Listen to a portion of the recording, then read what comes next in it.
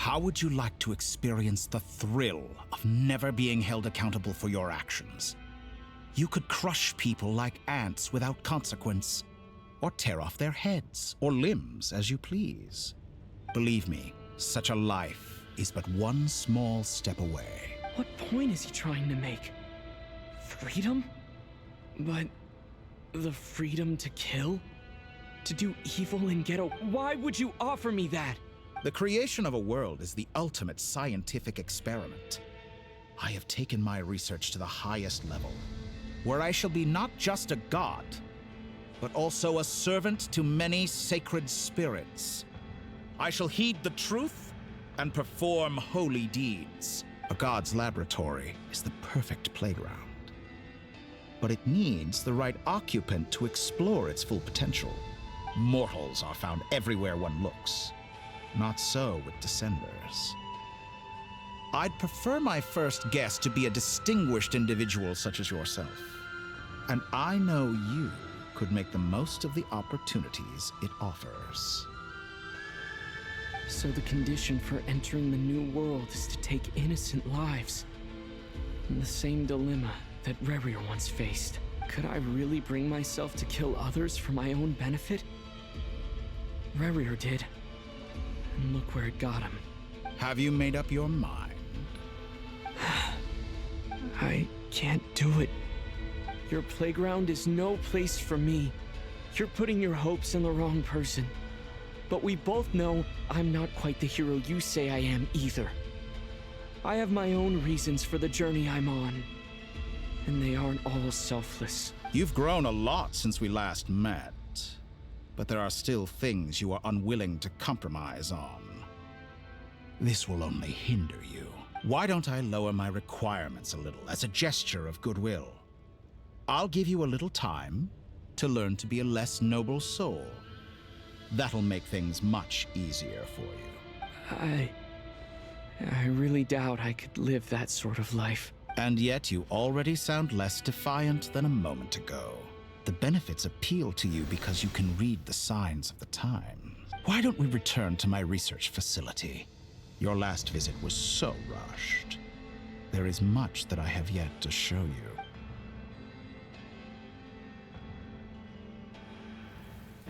you. Now to that question, Heroes don't attack from behind. Guess I'm no hero.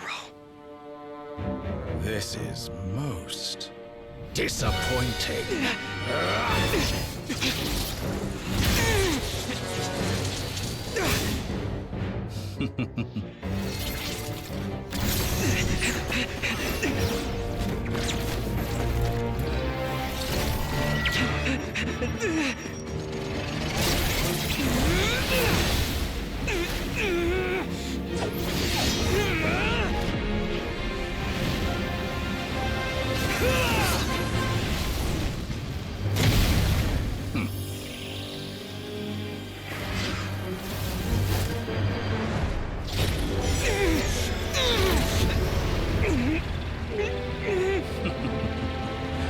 Now then.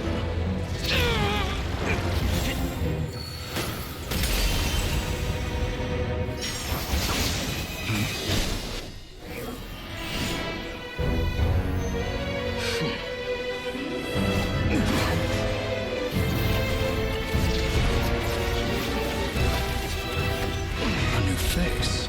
Interesting.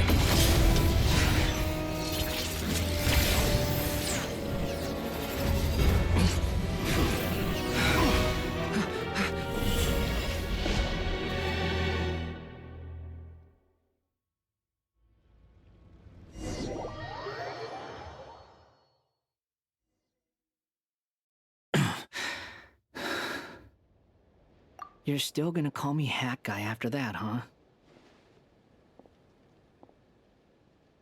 I didn't see anyone else in there who needed saving. It's nothing. I'll be fine. Why are you looking at me like that?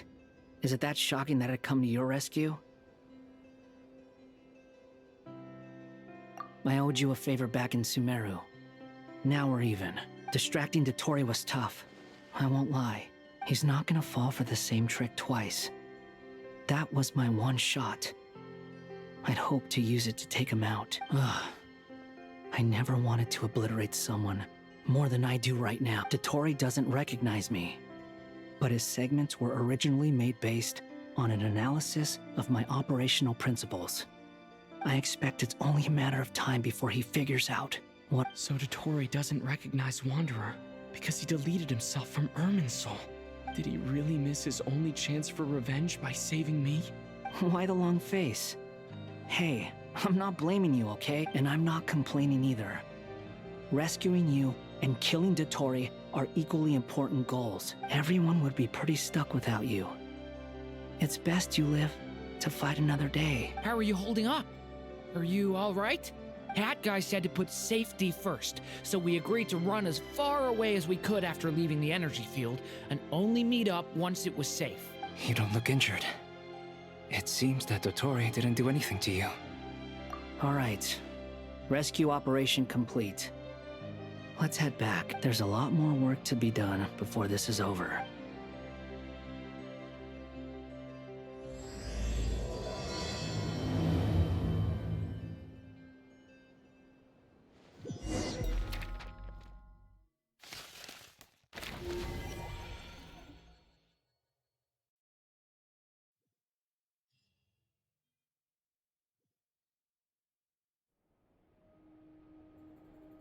Understood.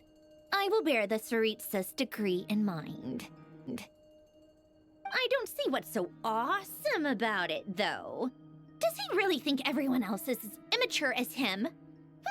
I'm not stooping to Tartaglia's level. I thought you might say that. How's your progress? Quite promising, actually. That alchemist Albedo gave me a few ideas. Remember how I asked you to look up some files for me? That stuff on the Nachtschitzenkreuz Institute. Elangiotan despised Renee's theories and methods, but he never managed to come up with better alternatives either. So I adopted some of Renee's ideas. I thought Alain was like a father to you. He and... And? What would you say if Lenny and his friends one day learned something useful from someone you utterly detested? I would applaud them for it. That would mean that they have surpassed me. For all we know, Alain Giltan might have thought the same thing. Not that it matters, though. Once you die, it doesn't matter how great you were in life.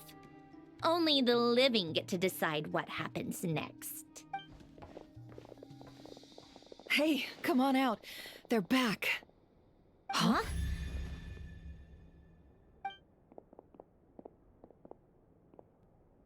You're back? And your head's still screwed on? And you still have all your limbs? What does it look like? Way to keep your composure, madam. Excuse you. I am perfectly composed. Glad you're okay. Yes, it's a huge relief. Worry? Oh, yeah, right. You think we, the Fatui, were worried about you? We were worried sick. Hey! The Traveler and I were already friends. You are free to join this mission in whatever capacity you please. Much like your tea parties. It's a laugh a minute with you guys. I must say, I was quite surprised when Mr. Albedo told me he would need no additional aid. We discussed this on our way back as well. I am rarely so unequivocal, but in this case, we had full confidence in Hat Guy. He said he knew what he was doing. Albedo and I pretty much had to just wait outside on standby. Meanwhile, Hat Guy broke into the energy field and rescued the Traveler solo. You didn't have to mention that. Well, I'm thoroughly impressed. You are a force to be reckoned with, Hat Guy. Is he back? Is he really back? Traveler! It's really you!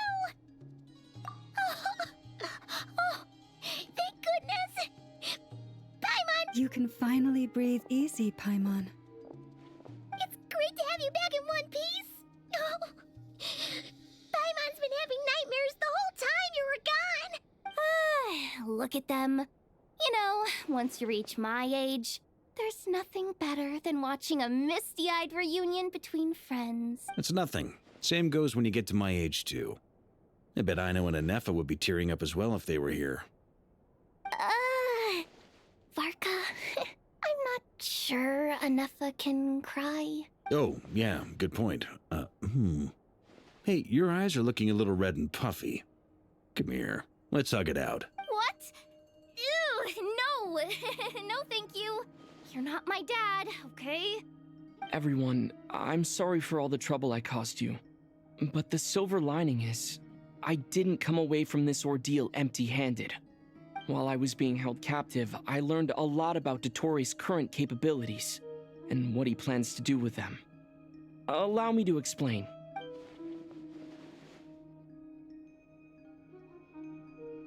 The three moon goddesses were even more powerful than we imagined. No wonder Dottore believes himself to be equal to the gods, maybe even superior. Utter blasphemy. While everyone was gone, Nefer and I made an interesting discovery, and I believe Miss Sandrone has something to share too. Ma'am, perhaps you could do the honors?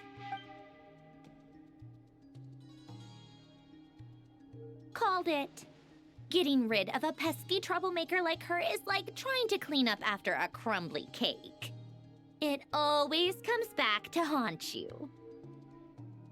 Our next step is to find a way to bring her back. A place where time flows backwards, with no destination in sight. Surely it must have been created for a specific purpose. But I fear the answers are buried deep in Teyvat's history, held by great powers beyond our reach. It sounds like she's on a specific path through time, just traveling in the opposite direction to us. The question is, where does that path lead? Or will it keep going to infinity?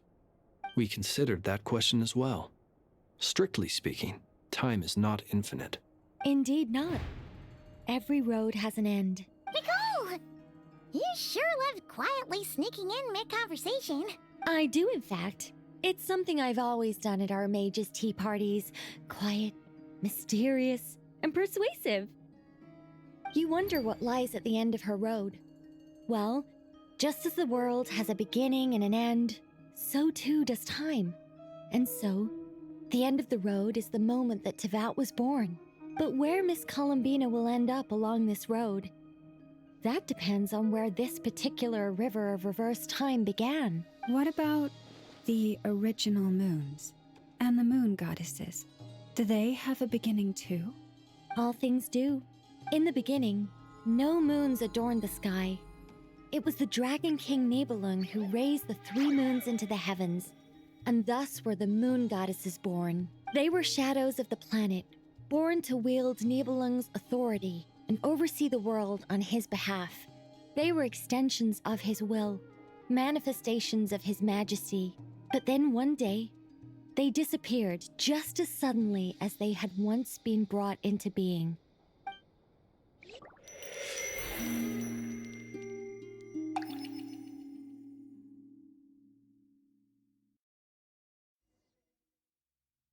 Like I thought. No more paths back to reality have emerged since. But how can I be sure that I'm going the right way without scenes from reality to keep me on track? I can't even be sure of how long I've been walking for. The further I travel, the less stable this space becomes. There are even moments where I can sense something that feels like abyssal energy. They can just materialize out of thin air.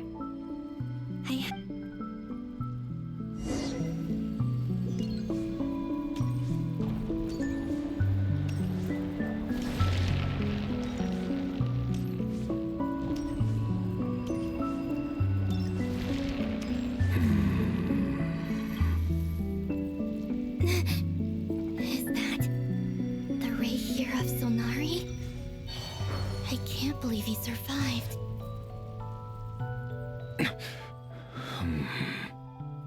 You are the moon goddess. But how? Please, there's no need. I'm not interested in fighting anymore. I find that a little difficult to believe. Yeah.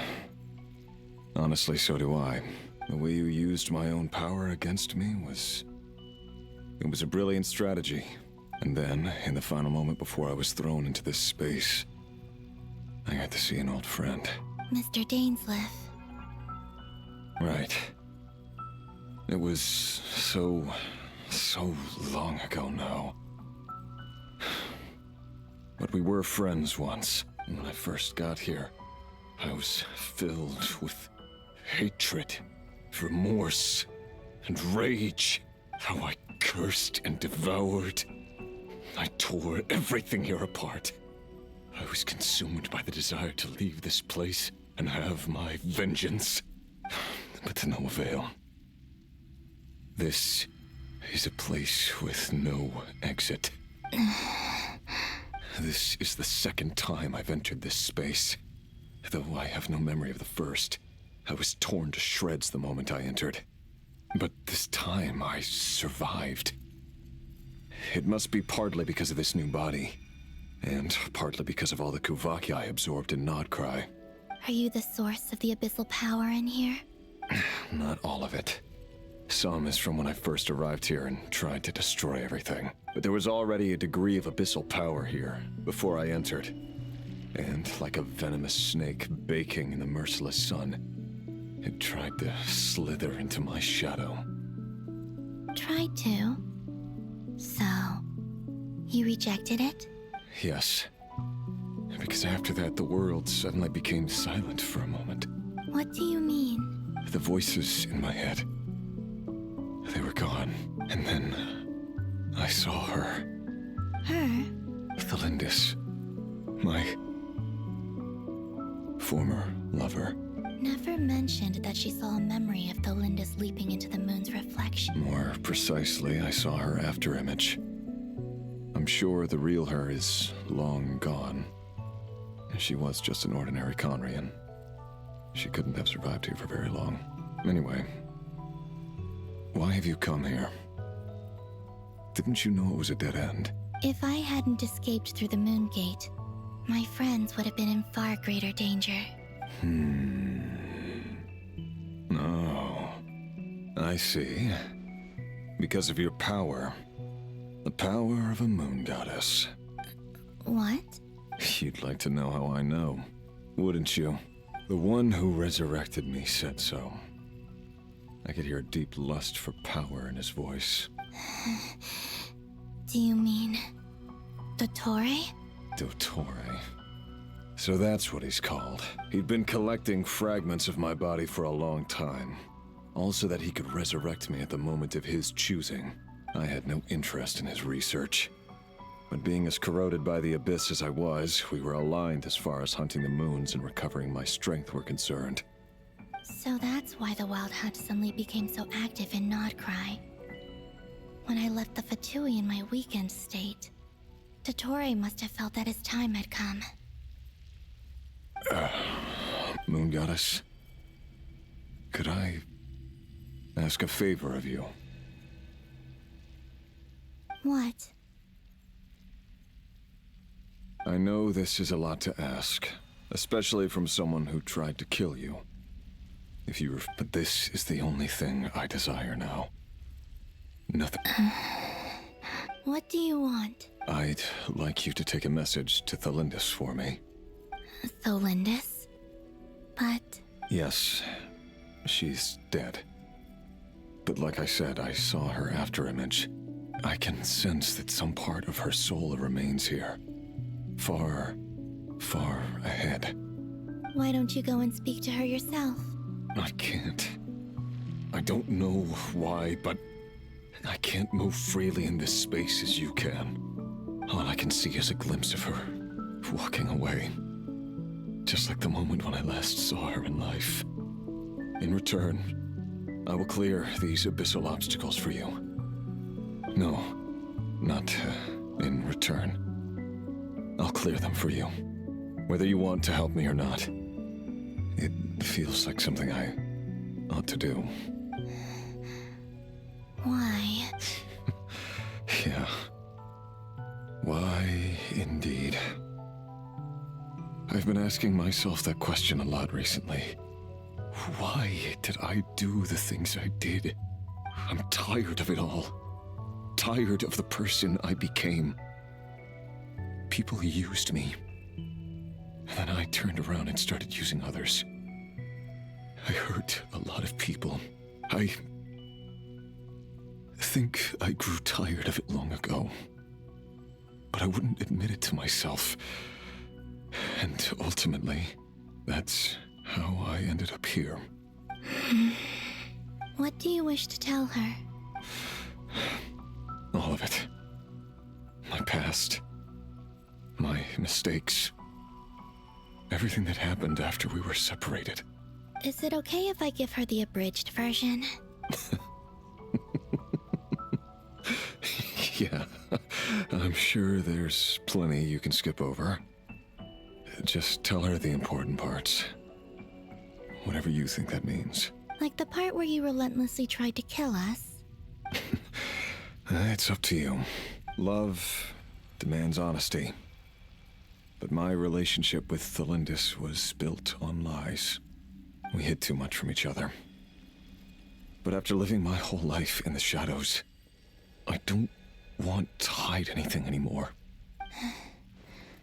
I will do my best.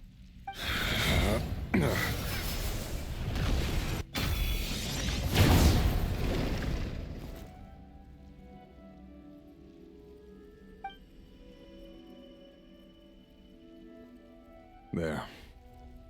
The Abyss will no longer stand in your way. Even though Mr. Dainsliff felt he had to fight you, I think he still regarded you as a friend. Dane?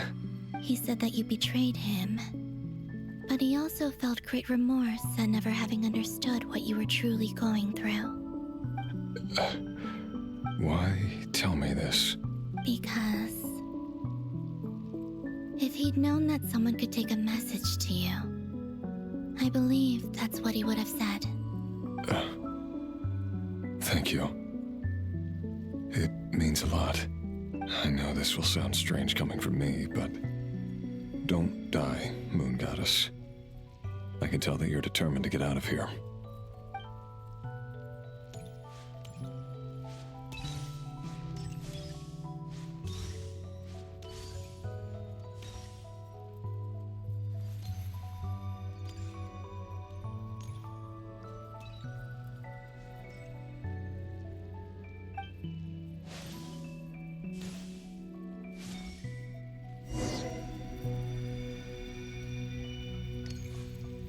He kept his word. The Abyss is no longer obstructing my path.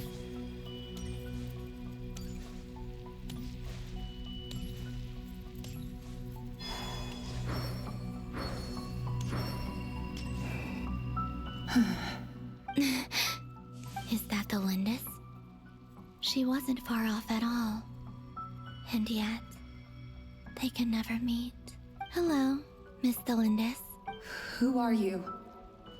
How do you know my name?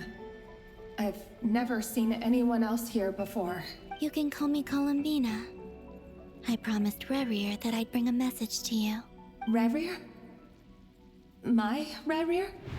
Is he well? He's doing better than he was. Better than he was, huh? Sounds like he's had a pretty rough time. Others have had a rough time on his account too. In many cases, their time ran out because of him. And I'm not just talking about the children of the Crimson Moon. So, things got worse before they got better. Could you tell me what happened, Miss Columbina? Are you sure you wish to know? Yes. This is my opportunity to learn the truth. No matter how hard it is to hear, I have to know. I admire your courage. However, time is short. I cannot stay here for long.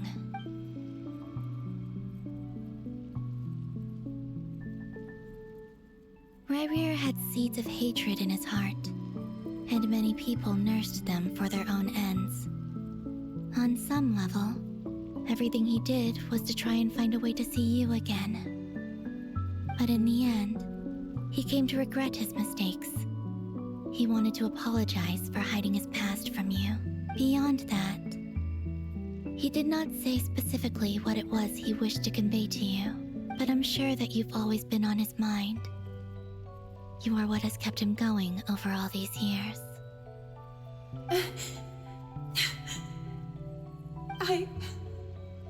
I'm sorry, Miss Columbina. This is so upsetting. I'm not sure how to put my feelings into words. It's all right. I understand. Well, that's everything from me. So, I guess I'll be... Wait. One moment. Time flows backwards here. The road ahead only leads further and further into the past. I know.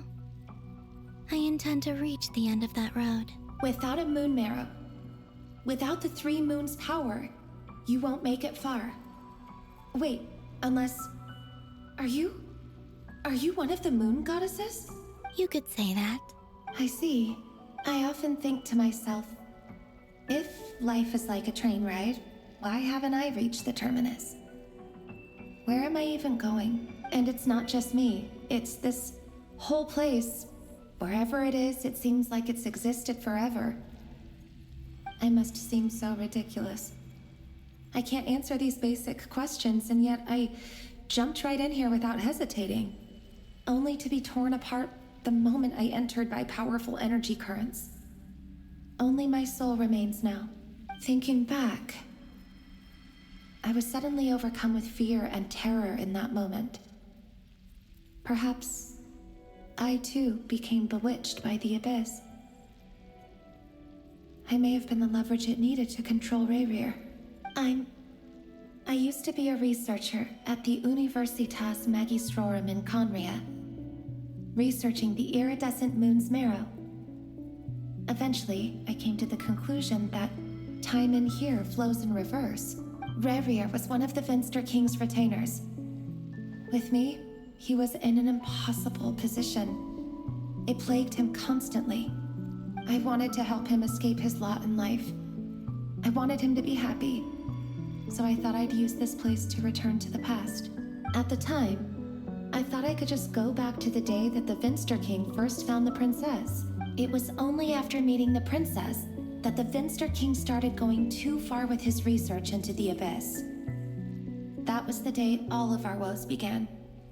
I thought I could stop the king from ever meeting her and solve everything. I couldn't kill the Finster King himself, so I had to find another way to save Rayrir. That's why I wanted to go back, to kill the person who had brought new possibilities to our realm. I'm sure it was a futile endeavor, but the abyss probably enhances the basest human desires. So I naively hoped I could change everything, but I was simply too weak. Like a speck of dust against the whole universe. Look at me. I didn't even survive the journey here. Not physically, at least. I know I'm never getting out of here. But you're different. You can make it, and I want to help you. I owe you that much. How do you plan to help me? Have you noticed the golden energy that exists here? Based on my past research and my observations since coming here, I believe they carry you forward faster. I can share what I've learned, and help you understand the pattern in which this energy appears. I think you just might... Now, I know you will be able to change the past. Also, I've been speculating about where this phase ends. The documentation was scanned, but from what I know of the legends about the moons, the oldest ones seem to begin with Nibelung, king of dragonkind. I have no way of verifying any of it by this point. But if it's true, you might be able to reach that era if you keep walking. Understood. Thank you, Miss Thelindis. I'm the one who should be thanking you. If you hadn't entered this realm of everlasting death, what use would my deductions be?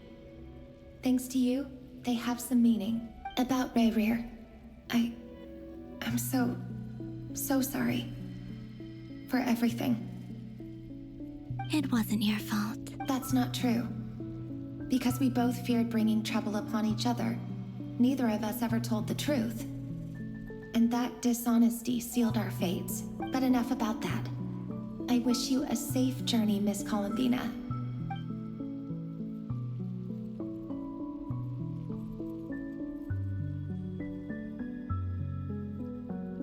And may the outside world never have to experience pain like this again. Rerir, you're there. I cannot see you, because you exist in the future. I expect we'll be trapped in this prison of space-time for all eternity. But please, gaze upon the past, and then sit for a while. Let's find a place to sit down together, just like we did when we first met.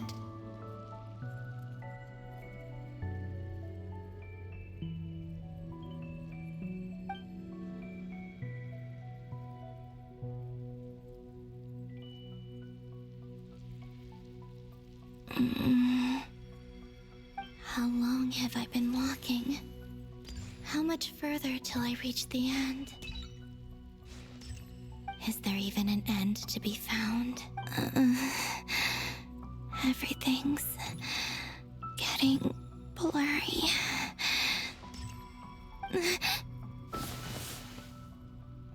Huh?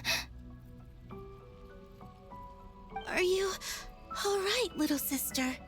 Have you come from the distant future?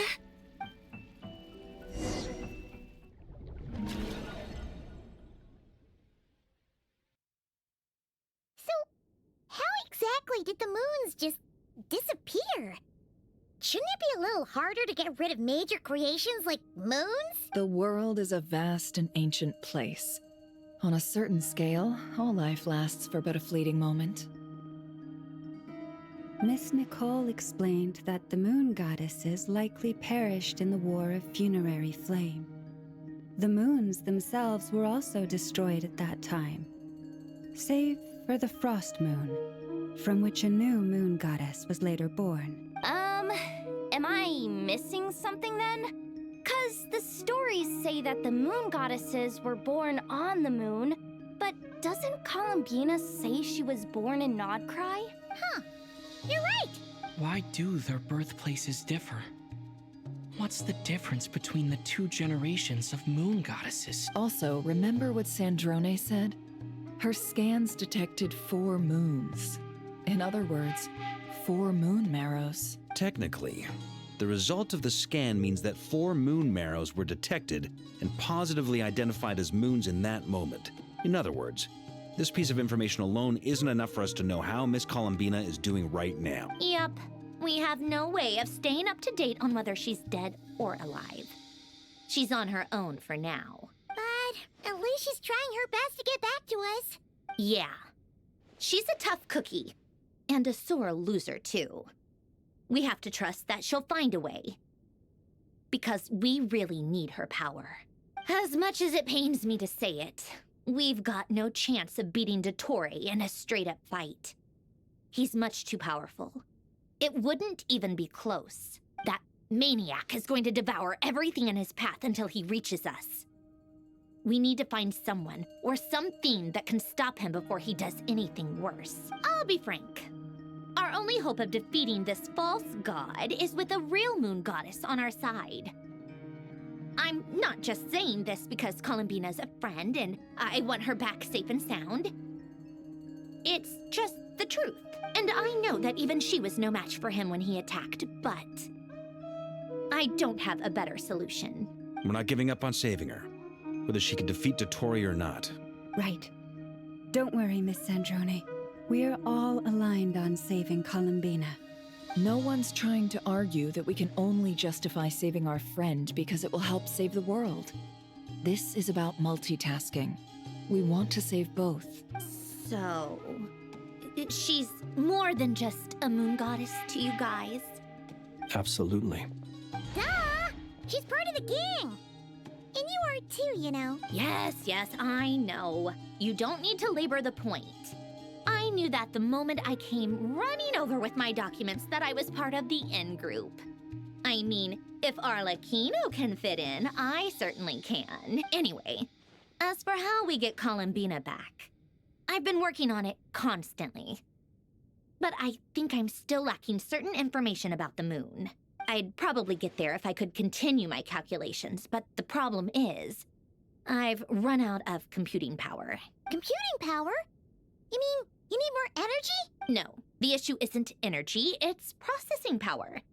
There's so much data to get through that the whole process has just ground to a halt. That's a tricky problem. Rene de Petrichor of the Nazissenkreuz Ordo once foretold the fate of the world.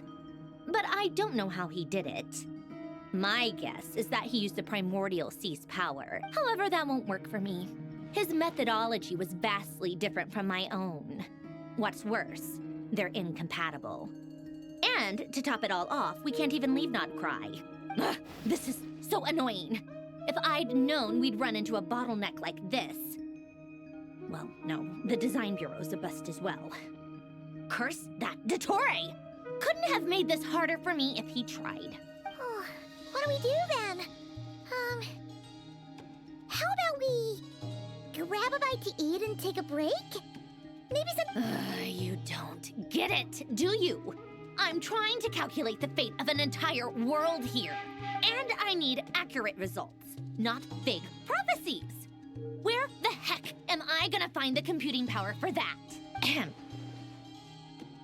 Anyway, time to shelve the discussion on technical difficulties. Being a killjoy isn't very ladylike after all. Either way, we've done what we can. Rest well, everyone. Remember to let us know if anything new comes up. Hat guy? Is he hinting that we should talk outside? Let's go somewhere a little more private.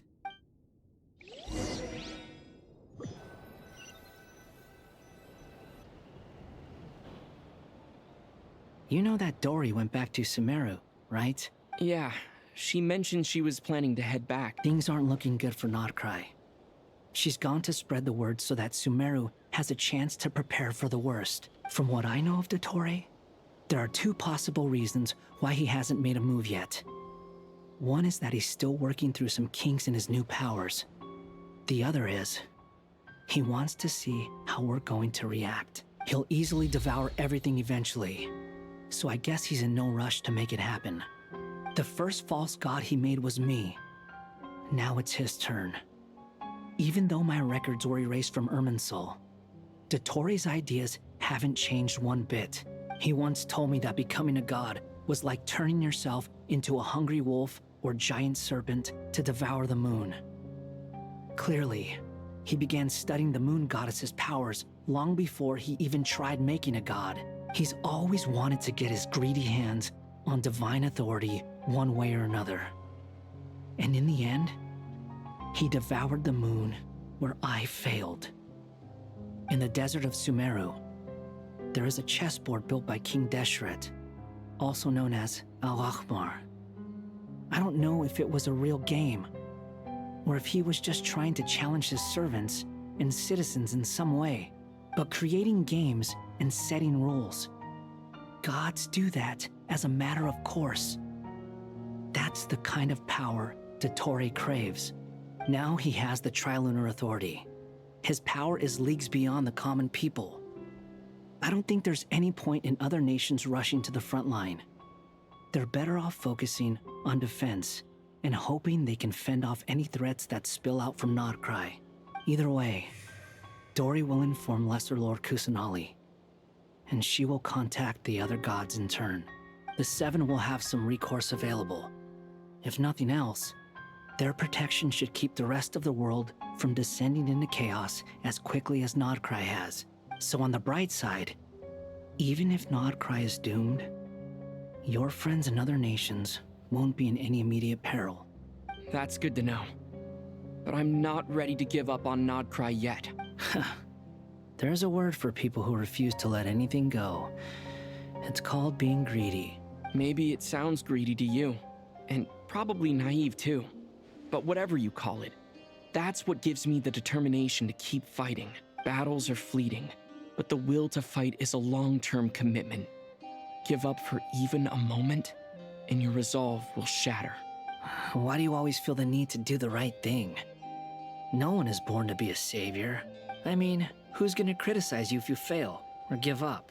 Don't take this the wrong way, but Dottore said something similar to me. I guess the Fatui attracts people who don't believe in saviors.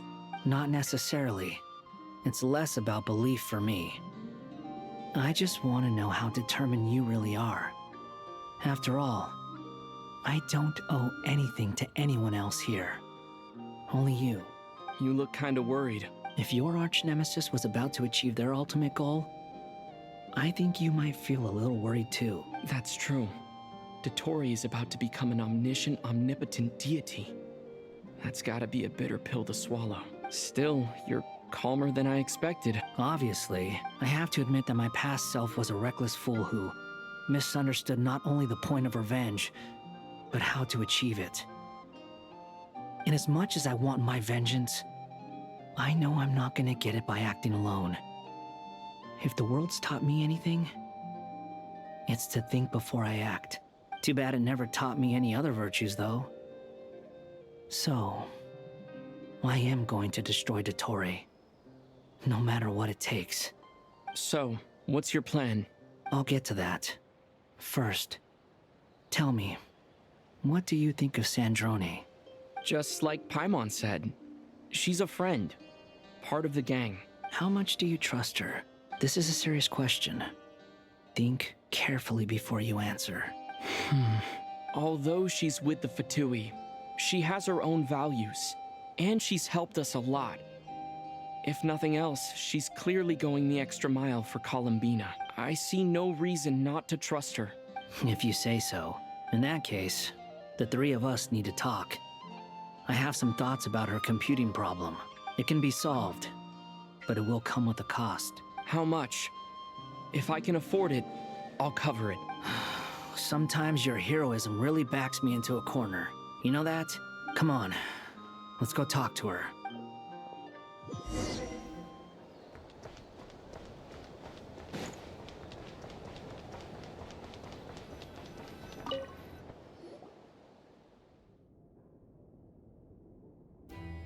Miss Androne, Traveler. Hey there. Paimon's here too! She was just helping them sort through their things. How did your chat go? That was fast. The call only just ended. Well, you said it was urgent, so we got here as quickly as we could. Albedo, I have some alchemy questions for you. I see. Looks like my knowledge proved useful after all.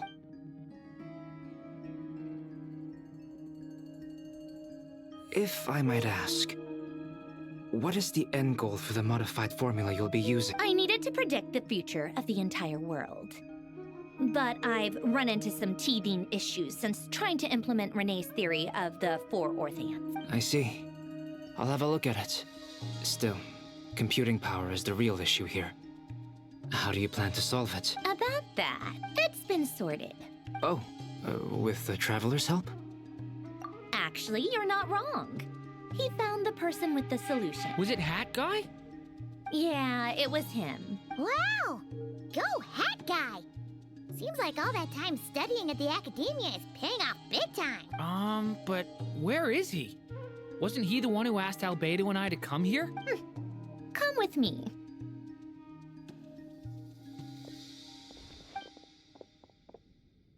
Hat Guy? What's happened to him? Hat Guy! Can you hear her? No response. I guess he's in hibernation. Hat Guy mentioned that he was a puppet. It seems that his functions are currently shut down. I presume this has something to do with the solution to your computing problem. That's right. He and the Traveler came to see me. Wait, what? You have a solution? Would you calm down? Why do you always react so hysterically to everything? Excuse me? How would you know? You shouldn't be so quick to judge complete strangers. It's very bad manner. Oh, please. It doesn't take that long to figure out that you have a temper. Where does a mere student get that kind of confidence? I've actually published more papers than you. Not that status counts for much. Even Paimon's applied for academia admission. Huh? Are you serious? See? This is why I can't be bothered to explain myself. She recognizes no one's skills but her own. Okay, fine. I'll hear you out. So, tell me, how do you propose to solve my computing power problem? This world itself is constantly processing all kinds of information. If it's the world's future you're trying to calculate, you need a processing device that's designed to cope with that volume. Easier said than done. Only Irminsul can handle that kind of... Wait, is that what you're suggesting? But surely we can't just plug my formula directly into the ley lines. You should be able to tell that I'm not human, right? Yeah, I noticed. The technology, though, seems pretty ancient. Very different from Pontaine's. It's a completely different system. Conrian, to be precise. I'm what they would have called a puppet. Puppets need an energy source and processing power. The artisans who built them sought out the materials most suited for that purpose. You? Do you mean... The Traveler and I have talked it over. He's willing to vouch for you. So, I'll allow you to borrow my core for your calculations. It was built using wood from a silver white tree, which makes it a small part of Irminsul. Conrian technology and Irminsul wood. Who in the world could have built you? Are you sure about this? A puppet without its core will cease functioning completely. And if it's left in that state for too long, it might not recover. You could die if you do this. You do realize that, don't you? I can put two and two together, yes.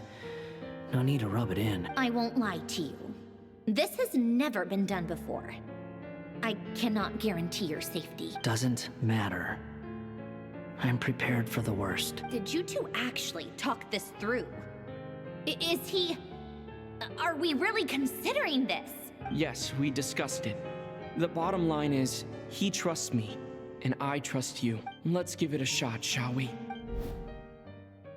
Honestly, I have no clue where this kid even came from.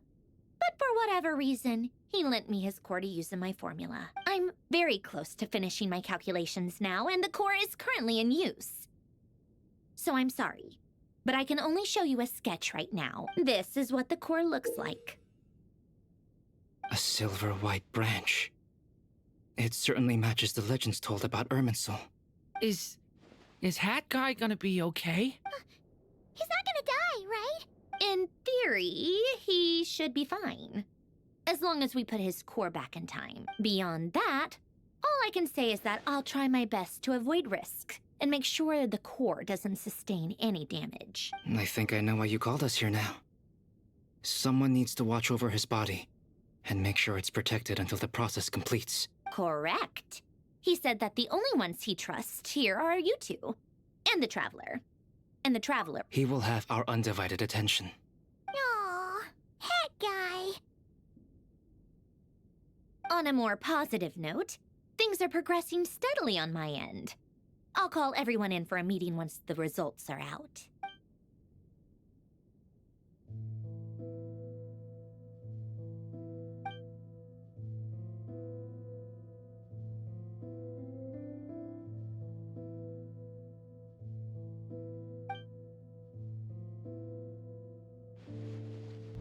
The worst case scenario with the core removal is either a system reset or a total loss of function.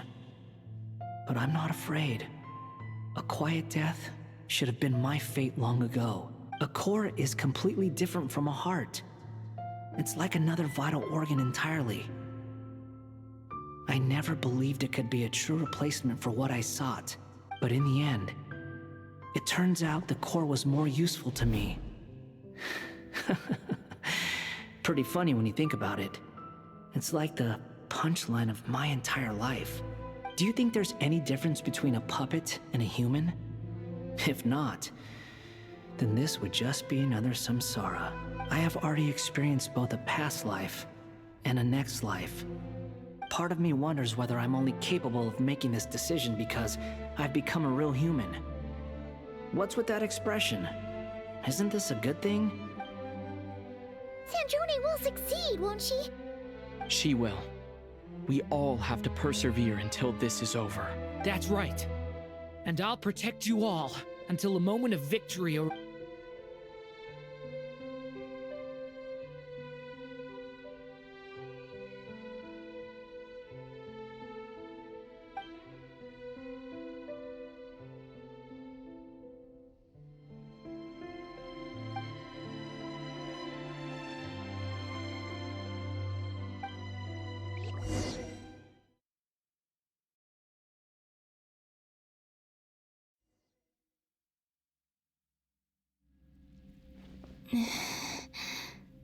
Who call me Sonnet? You have the same power as Canon. Sonnet. So, you're the goddess of the iridescent moon? Oh, goodness. You recognize me? Well then, what's your name? Columbina. Columbina Hyposelenia. Hyposelenia? What a lovely name. Did you choose it yourself? It was a joint effort between me and my friends. Friends? You mean your friends in the heavens? Huh? Oh, sorry. You must be exhausted. I apologize. Hang in there.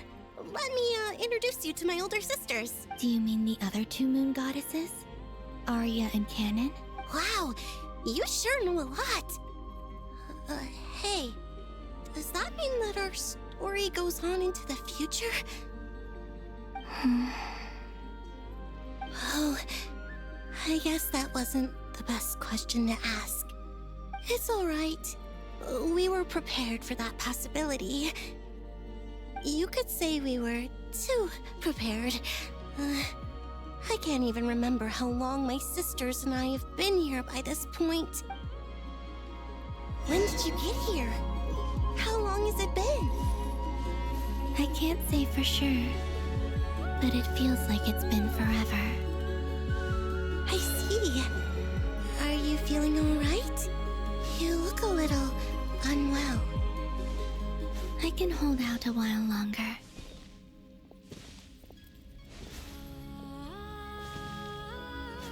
We don't have far to go. The place where my sisters and I are based is just up ahead. Don't worry, they're both really nice. I'll introduce you.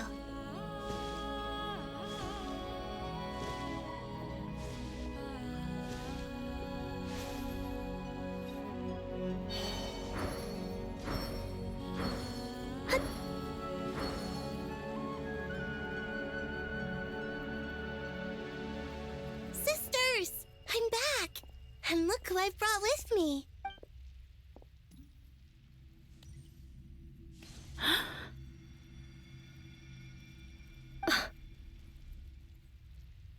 It's our lovely little sister, born in the far future. The pleasure is all mine. Allow me to introduce you to Columbina Hyposelenia. This is Arya, the goddess of the eternal moon. And this is Canon, goddess of the frost moon. Canon, don't you think Hyposelenia's power is similar to yours? Hello, Columbina. I apologize for our startled reaction just now. And please, forgive our little sister if she's been annoying you. She tends to talk a lot. It's fine. You seem shy. Don't worry, Columbina Hyposelenia. No one can hurt you here. Could you tell me where here is? Please. I must know. My dear sister, this is where Teyvat's original ruler, the Dragon King Nibelung, imprisoned the moon goddesses. What? You're scaring her, Canon. No, I'm fine. Please, continue. Nibelung, our original master, created us in the distant past to maintain Teyvat. But he left this world and traveled into the dark universe beyond, to explore worlds vaster still. Day and night, we fulfilled our duty in the heavens. until the day that the first Descender arrived. The great ruler of the firmament. The heavenly principles. Is that what later generations call them? I see. But we did not reject them at first, nor did they seem to harbor ill intent towards this world. We coexisted in peace. They were like a guest in our home. Slowly, however, we came to realize that our guest had a growing desire to change and dominate the world. And you didn't stop it? No. There was an order to the rules they set up that Nibelung never taught us. We wanted to know if this order would bode good or ill for Teyvat. All right. Canon and I wanted to know. Sonnet was against it from the outset. Later, we discovered that this great ruler of the firmament bore an almost paranoid hostility toward the desire of certain life forms to seek power. Or perhaps they feared them. They would even cast down celestial nails as manifestations of their power, to punish the civilizations of the world below. Only this was far beyond mere punishment. Right. Their rules brought order, but the price people paid for merely testing the limits of those rules was far too great. I did everything in my power to help the punished escape catastrophe, but still, too many lives were lost. The ancestors of the Frost Moon Scions were some of the ones you helped. But just when we had decided to take countermeasures, the Dragon King, Nibelung, returned. And so began the War of Funerary Flame.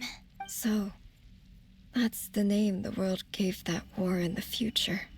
Well, who won in the end? As far as I know, the Heavenly Principles won, although it came at a great cost. They remained in Teyvat, where they continue to rule to this day. And the world's original master, the Dragon King Nibelung, was destroyed. And what of the moons? Are there still 3 moons in Teyvat's skies? You can tell us the truth, Columbina. We know we are but remnants of a bygone age. We are prepared for the answer. Only the Frost Moon remains. But it has been cast beyond the false firmament by the Heavenly Principles. The eternal and iridescent moons were both shattered during the war. So death finally came for us in the end. Sonnet. But you're still here, aren't you? A moon goddess cannot live without her moon, Columbina. She's right. That's why I began to disappear. Because the Frost Moon is cut off by the false sky. How much worse it would have been if it were outright destroyed. Our souls may endure within this lunar palace, but if our moons are destroyed, then we shall disappear the moment we depart from it. I'm sorry. There's no need to apologize to us, dear sister. If anything, we owe the world an apology. If only we'd decided to act sooner, rather than arguing amongst ourselves. All the more reason not to spend this time in regret and repentance. Instead, we should focus our efforts on how we might help our future sister. Sorry? Don't you see, Columbina, your story is not yet over. Is that not why you are here?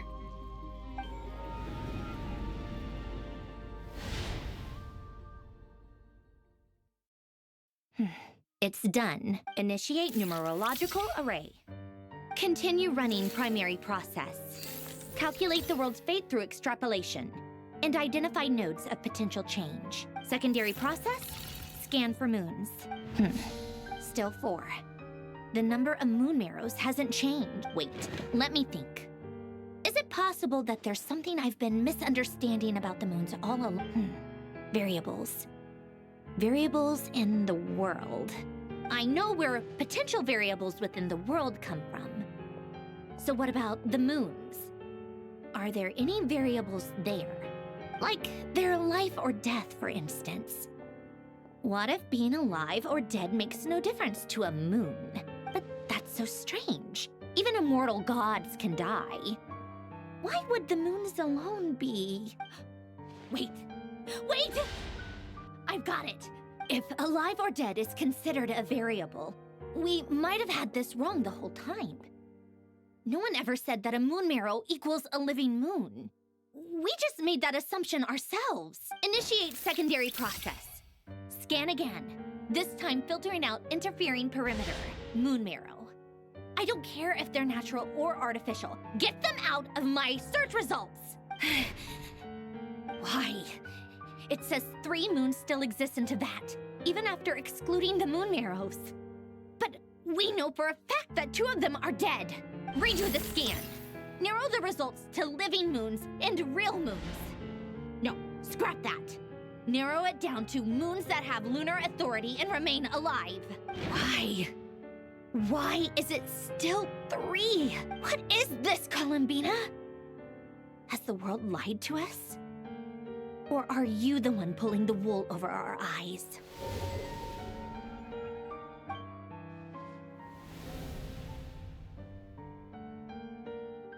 So, you think that the moon's reflection might be where Nibelung imprisoned the 3 moon sisters? Yes, it would explain a lot, such as why that space would respond to a moon goddess's power, opening the moon gate at her command. It would also explain why Miss Columbina has been unable to leave, and why time flows in reverse there. In the messages she sent, Columbina promised us she'd find a way to return. But we have no way of knowing how, when, or where this might happen. The fact that she still has yet to reappear in this world indicates that returning from that place is no easy feat. We cannot afford to simply wait for her.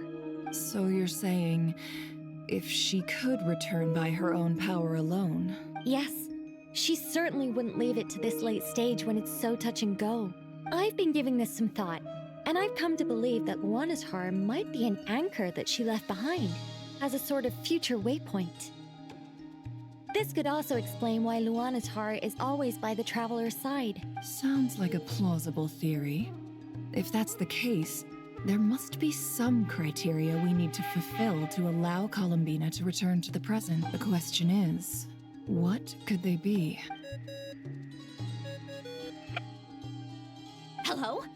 Listen up! This is extremely important!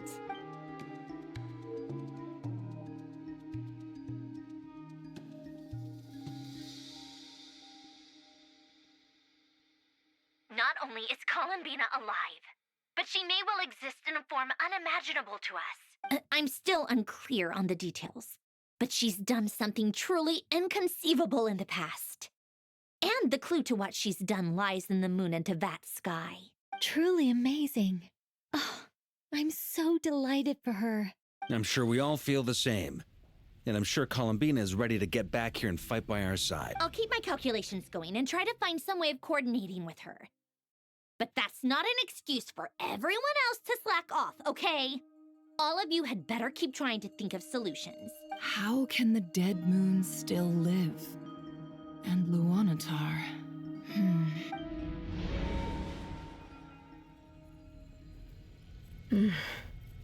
It's hard to believe that's what will happen in the distant future.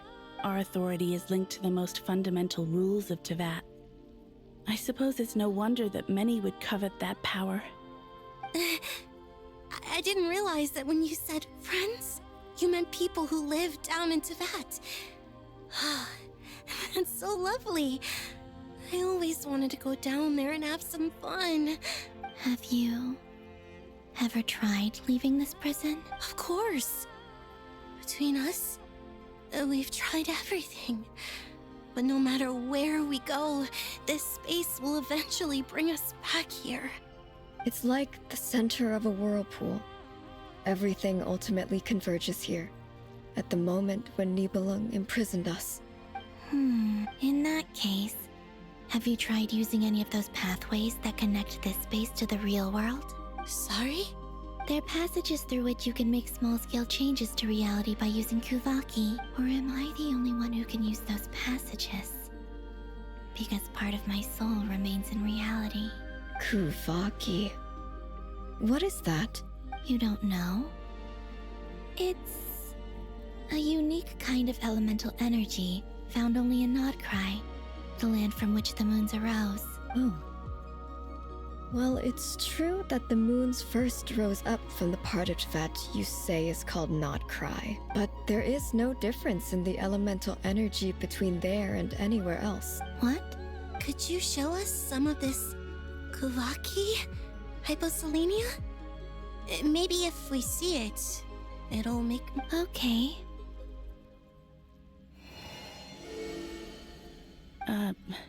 Isn't that just your power? What?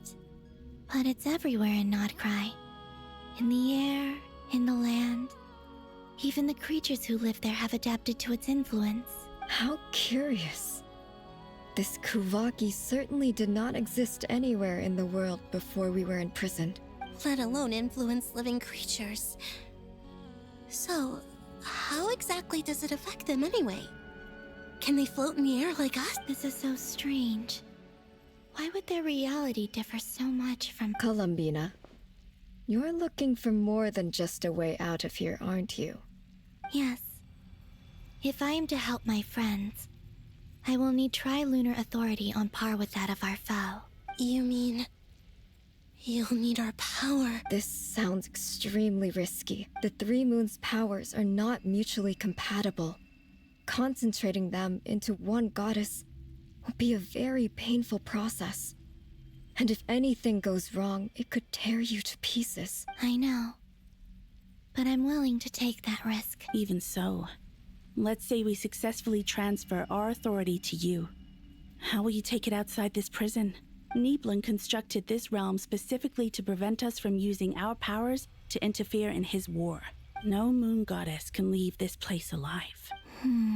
What if I don't leave alive?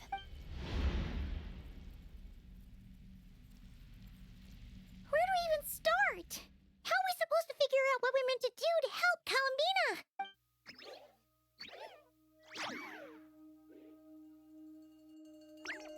Columbina? What do you need from us? If she really got to the beginning of time in there, how do you think she'd leave us a message? You don't think she'd write it down on a stone tablet somewhere in the hopes that we'd...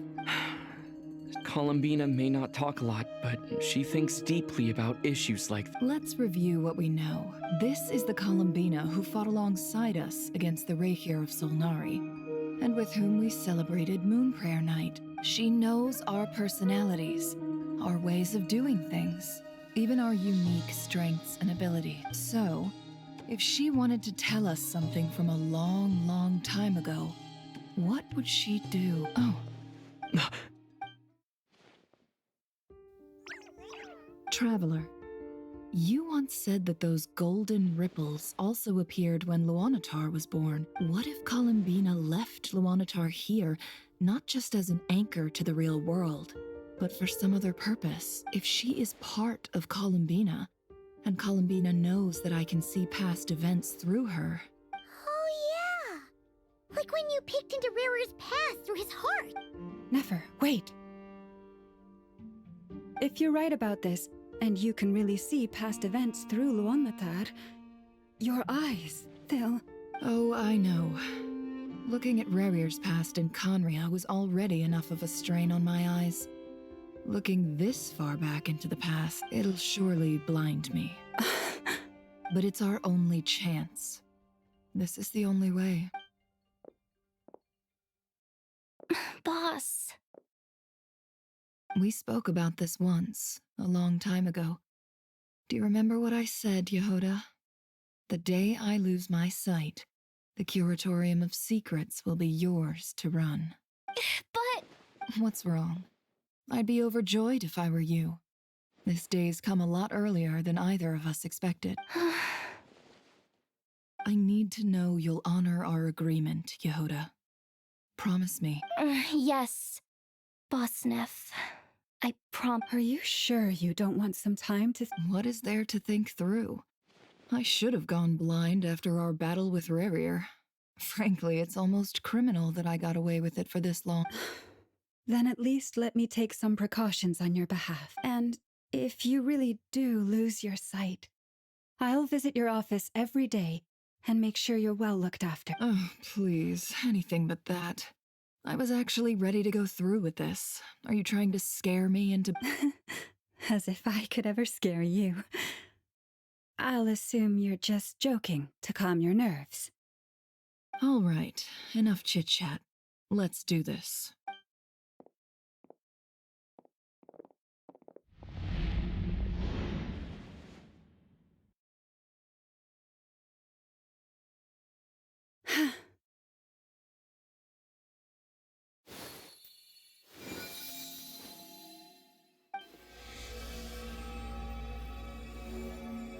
All done.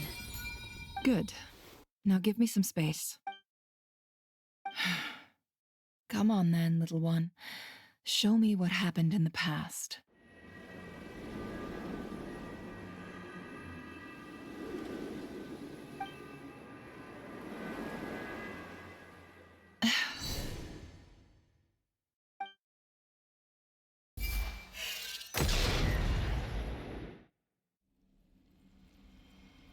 Between the Trilunar Authority, Kuvaki, and the sole surviving moon, the Frost Moon, I think I might know how to get back.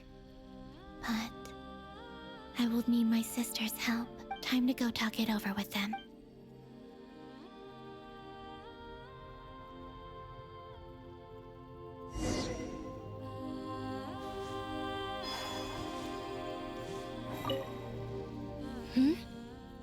Have you decided what to do?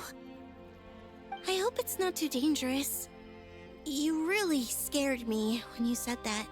Come on, let's go find the other two.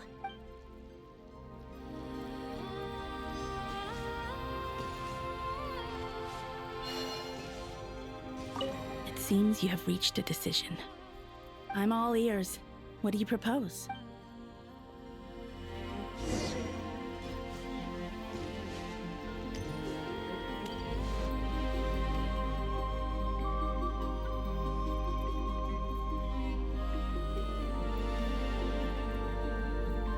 Have you figured it out, Columbina? Tell us.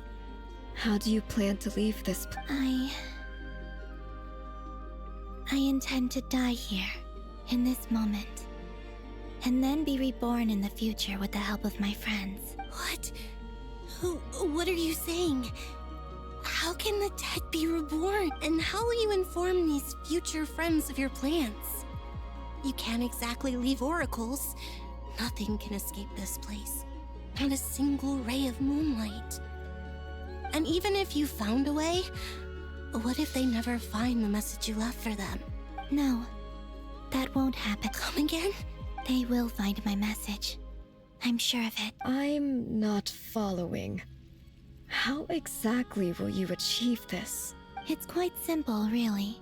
First, I will leave my soul here.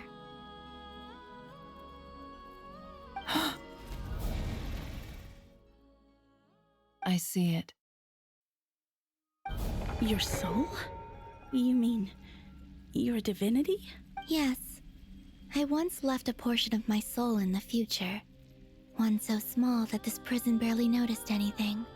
In this very moment, she can resonate with my soul across time.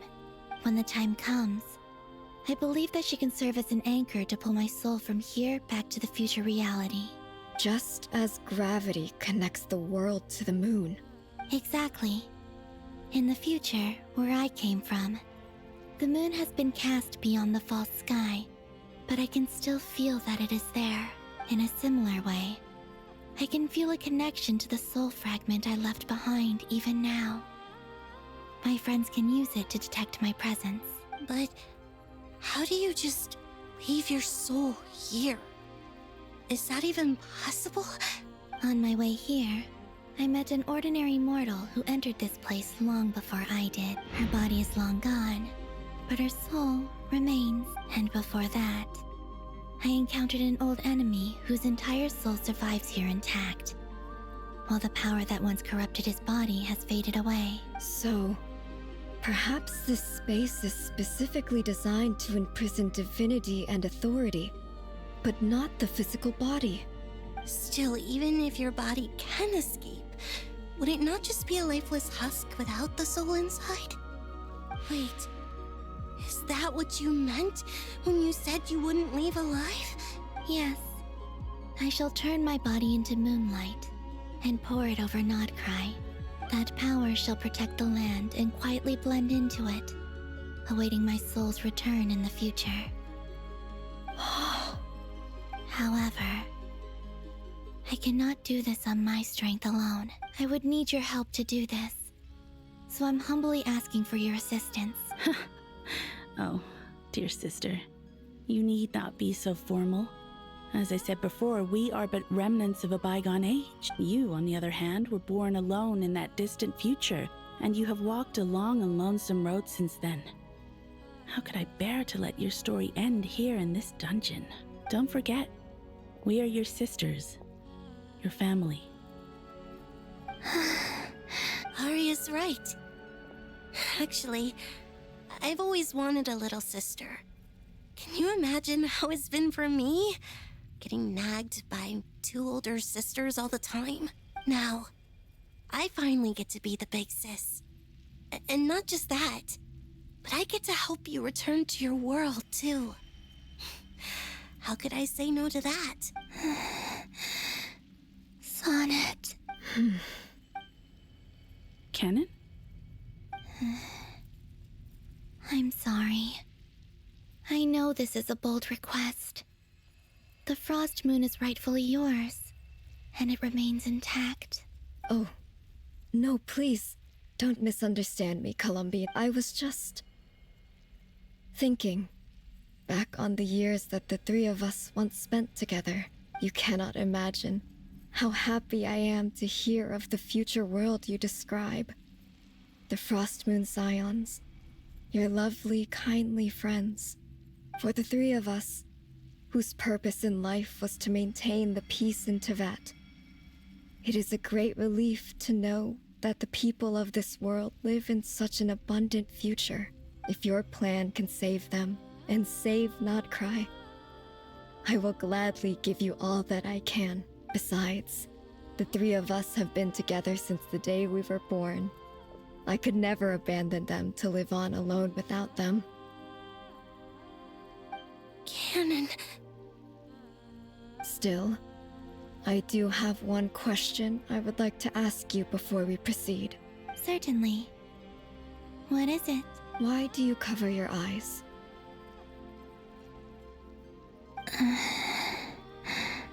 Yeah, I was curious about that too. But it seemed personal, so I didn't want to intrude. There was a time when I refused to look upon the world. I believed it was full of nothing but lies and falsehoods. I wished to hide my feelings, seal my heart, until I could return to my true home. I see. Perhaps that decision saved you from ever having to see the false sky again. But at the same time, you likely missed out on many true and precious things, like the smiles on your friends' faces. Promise me this, Columbina.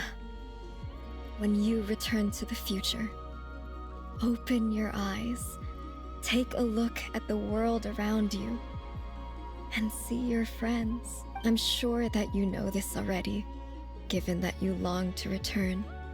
But that is your true home. Give me your hand, Columbina. Arya, Sonnet, you too. Okay. All right.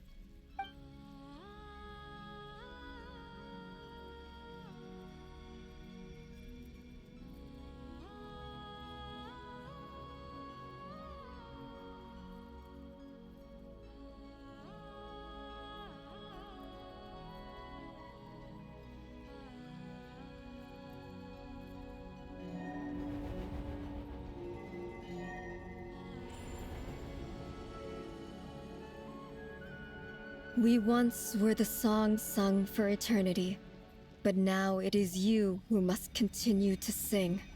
We once were the tides in the great river of time, but now we subside, and you arise. We were the messengers of madness and inspiration. But now, the lies have faded, and your truth must endure. We are souls awaiting the sun. You must return to be with those who smile when they see your face.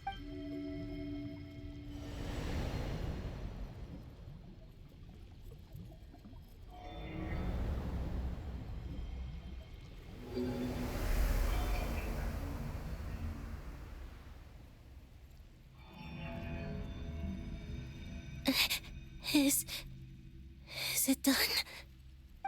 Yes. We have transferred the authority over all 3 moons to Columbina Hyposelenia. From this moment on, she is the Tri-Lune Goddess, the one and only moon goddess of this world.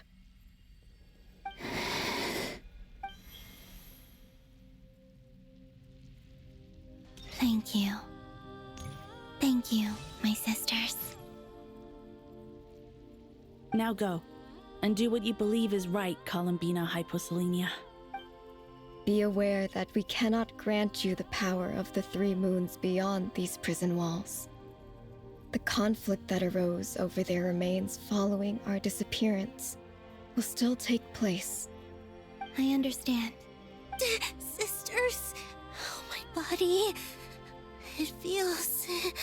Now that we have given up our power and authority, our bodies are merely mortal shells. This prison is dissolving them as we speak. It's okay, Sonnet. The end must come for every god, just as it does for every human. That's all this is. The final destination of our lives. Canon and I will be by your side the whole way. We have one final request, Columbina. Could you use the 3 moons' power to send us back into the real world? Now that we have lost our powers, I doubt this space will seek to hold us further. It's just...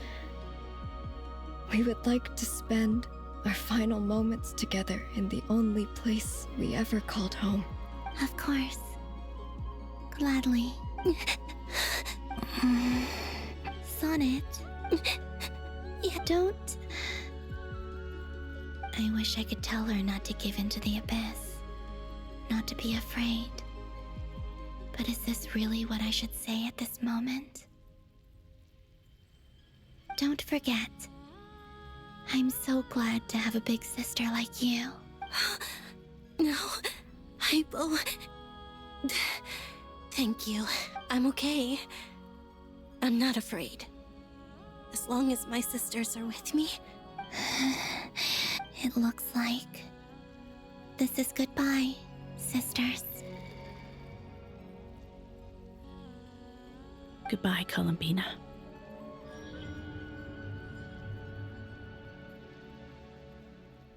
Take care of this world in our stead. I will. And now, it's time for me to bid farewell to my body, too. May it become the moonlight that keeps Nodcry company through the long years ahead.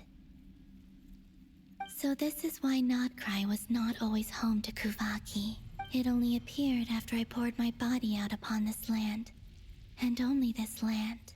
Kuvaki responds to me because it is me. My body, answering the call of my soul. And the golden energy I've encountered on my way here was, in fact, that very soul, which I am about to leave here to guide me. O power Tri-Lune, eternal moonlight. I, Columbina Hyposelenia, lay aside my body. Let it be cast into the dark night to illuminate the future. May it be a companion to all who dwell beneath the moon.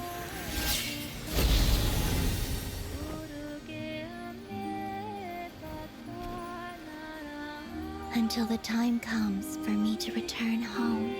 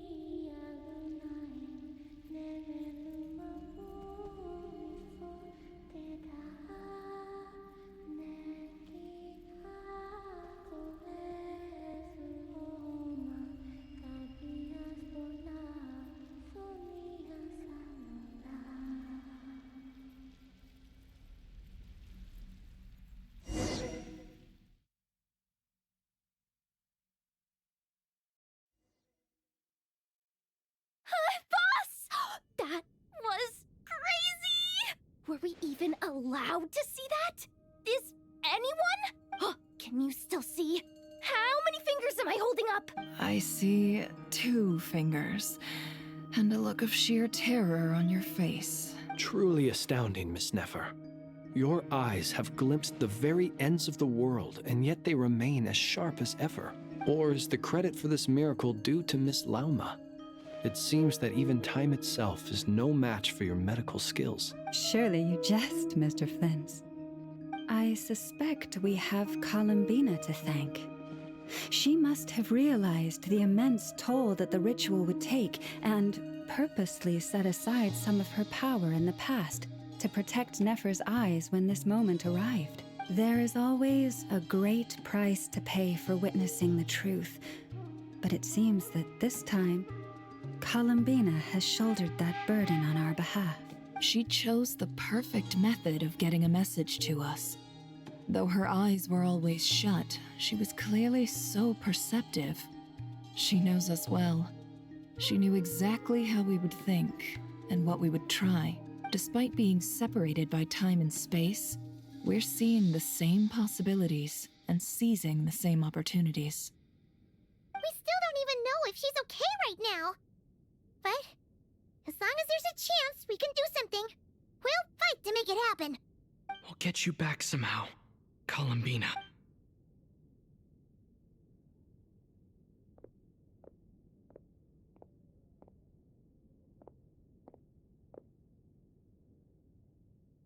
Well, based on the information we now have, let's figure out our next move. Thanks to these gentlemen, we have a much clearer picture of the situation with Dottore.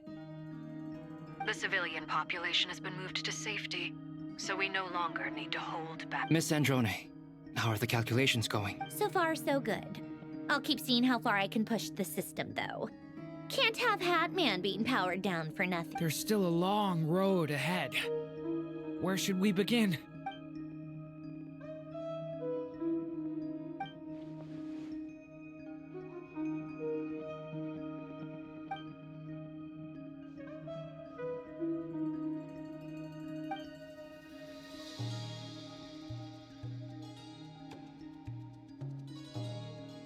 Our plan is clear. Time is short, so let's get moving. There's just never enough time, is there? Time is the bane of my existence. Ugh. Anyway, I'm gonna get back to work. All right, we'll do our part too. Yeah.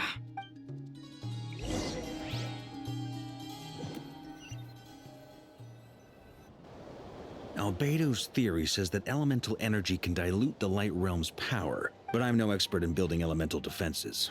Sounds like something out of the advanced elemental theory section of the library. Whew. You seem quite troubled. Well, yeah. I mean, who doesn't get a little flustered when they're completely out of their depth? You were the very picture of confidence back when you approached the Hexen Circle. Yeah, I could have been faking it through that whole meeting for all you know. Who's to say I'm not just a ball of nerves in a charming and gregarious package? Oh gosh, really? I'm so sorry, I had no idea. Well, you're all the braver for it. Still, I was much more in my comfort zone than I am here. At least in Mondstadt, you can cry for help from a cliff top and actually stand a chance of summoning Barbados himself. Things have never looked bleaker than they do now. If we don't pull this off, Teyvat's doomed, isn't it? Oh, you think so? Actually, yes. It's a shame. Don't put too much pressure on yourself. Teyvat has faced annihilation many times in the past, but it also gave us you, didn't it? Hey, don't give me that. It's not like I'm anyone special. I disagree. Every human born in this world is special. We angels have always believed that. In that case, this humble human being has a big favor to ask of you. I thought you might say that. I'm sure Alice, in her great wisdom, sent you here precisely to help us in this difficult time. Well, that has less to do with her wisdom and more to do with my power. Of course, of course. Well, the thing is, these elemental defenses we're about to build, I don't think it's a question of if they'll fail, but when. Durin's findings from his patrols make it clear that Dottore is constantly expanding his territory. First it was his lab, then the design bureau, and now this. It's not realistic to completely stop him encroaching on the rest of Nagcry. If Miss Sandroni's calculations are correct, well, they're the closest thing to certainty we have in this situation, so let's assume they are. Anyway, her calculations suggest that our best hope for victory lies in Miss Columbina's return. It's up to us to slow Dotori's advance and buy time for her to make a return. Are you asking me to help you with building the defensive? No. I'd like you to prepare for what comes next. When he eventually reaches us, we will have to fight him. You were an angel once and a mage now. I'm asking you to lend us your protection. Oh. Can I take it that you're triggering the terms you fought for during our three-way talks? Well, technically those terms were about protecting Mondstadt. But if you're happy to agree to the change in location, then yes, let's do that. You're cashing in on this much sooner than I'd imagined. Well, yeah. The way things are going, I might not get another chance. Very well. The mages have heard the knight's plea, and we will respond. To tell the truth, Alice and I had already discussed how we might help you all, so I didn't come empty-handed. I always like to be prepared. This is... wow. Yeah. This is great. Seriously, thank you. It's been many long years since I had a chance to dazzle humanity with a little divine intervention. To humbly serve as a reliable and responsible guide. Anyway, Knight of Boreas, please accept this gift in recognition of your great virtue. Go now. May the angel's blessing deliver you safely to your destination.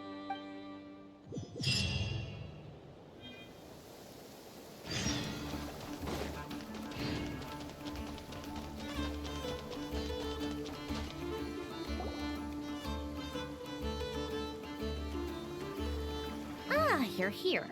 Sandroni! How are things going? Glad you asked. You two are about to become the first people to lay eyes upon my masterpiece. Or should that be the first person and the first, specter? Hey! Whatever. Come, feast your eyes on this. Wow! We've never seen something like this before! This meter displays the progress of my formula. Currently, it's still making the most important connections. Once it's finished running, I'll deliver it right to your side. And then, we can finally bring Columbina back. What do you mean, deliver it? Can't you just tell us over the Dodo communication device? It'll just be some numbers, right? Ugh, you're such a greenhorn. This isn't the kind of formula you solve in math class. It's a highly complex algorithm capable of constructing a framework of rules. Whatever. We'll be here all day if I start trying to explain it. All you need to know is the formula must be completed before we can bring Columbina back. I'll share the data with you. Nicole's agreed to let me use her information channel, so we just need to use the Dodo communication device like so. And there. Now you can check in on my progress. Wow! Look at that! You're amazing, Sandroni! About time you recognized my genius. Took you long enough. Anyway, that's all from me. You should check on the others if you have time. Make sure we don't have any weak links in the chain. That might sound harsh to you, but close supervision is a common practice in the Fatui. Not looking to catch anyone out. I just care about everything going smoothly. That's all. I'm kinda stuck here while the formula's running, so I need you to be my second pair of eyes in the meantime.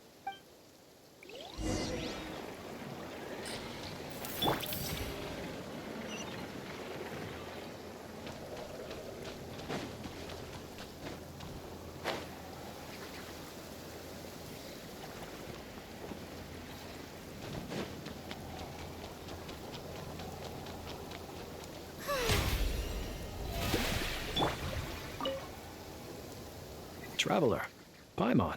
Plans! How's everything coming along? Fairly well, if I do say so myself. Personally, I am ready to confront Dottore head-on. Ooh, you sound much more serious than usual. To be honest, I am not usually fond of exercising my full strength. For one thing, it's hardly conducive to maintaining a low profile. Besides, I believe one should have the right to choose when to show their hand. I am conserving my strength until the moment of battle is upon us. Anything to boost our chances of victory. Seeing you get into the zone like this really puts Paimon at ease. Huh, Traveler? I consider it an honor to have your trust. Rest well. I look forward to seeing you both in your element during the battle.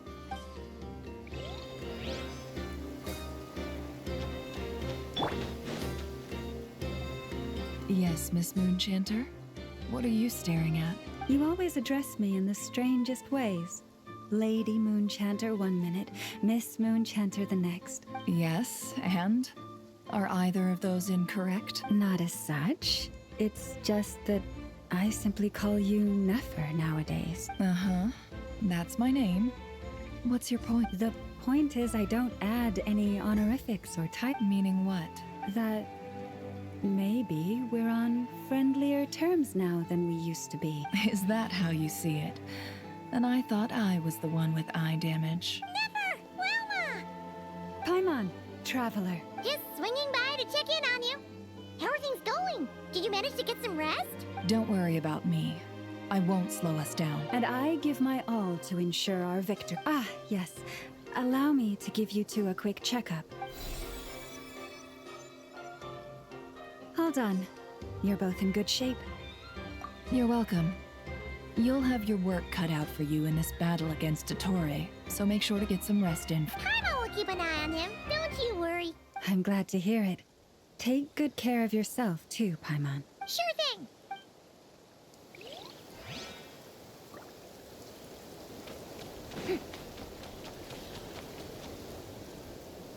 Thankfully, Miss Nicole has come to our aid. Nasha Town is now looking very well defended. Golden Flame. Yes, that's Nicole's power, all right. Based on the latest message from Grandmaster Varka. It sounds like they've reached an agreement. The situation should be more stable with her assistance.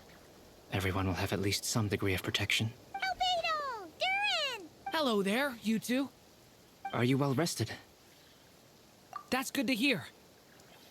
As per the plan, Albedo and I will be in charge of Nasha Town. As Dottore's energy field expands, it's creeping ever closer in that direction. But we will do our best to hold our position. We fought side by side many times before, and always with great success. I believe this time will be no different. So don't worry about us. Focus on fighting Dottore.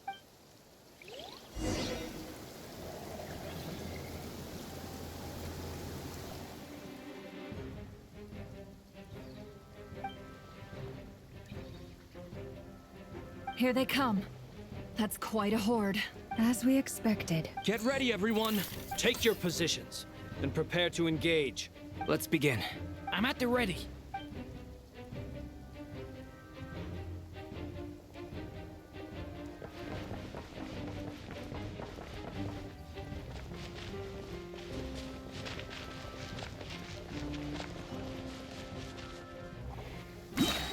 What a waste of time! Go! Observe. Be silent. Night falls. To dust. Another one. You are pretty strong. Water jet! Close your eyes. Be silent. Close your eyes. Do you fear them?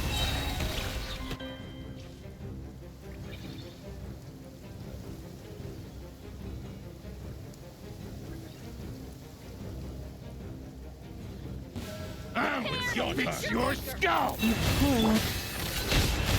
The deception ends here. These creatures cannot stand against us.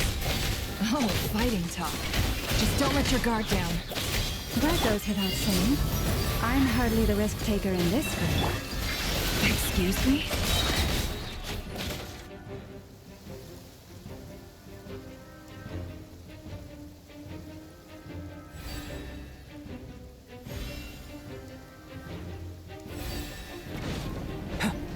This moment of birth. Turning point in space! Get back! easier than I thought. Naturally. What do you mean?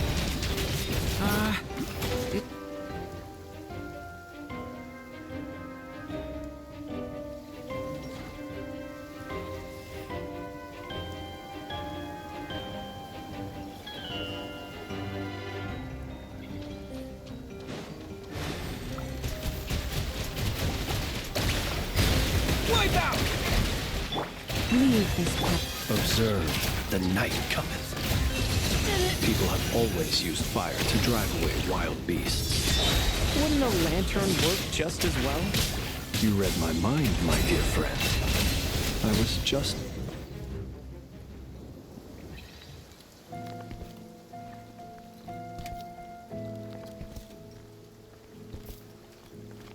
You're looking well. I trust you've had a good couple of days. Dottore. It's actually a good thing, in my view.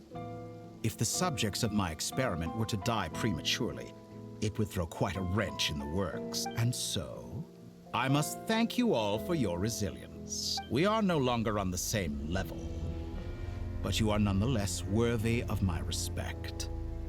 A creator god should be merciful and gracious after all.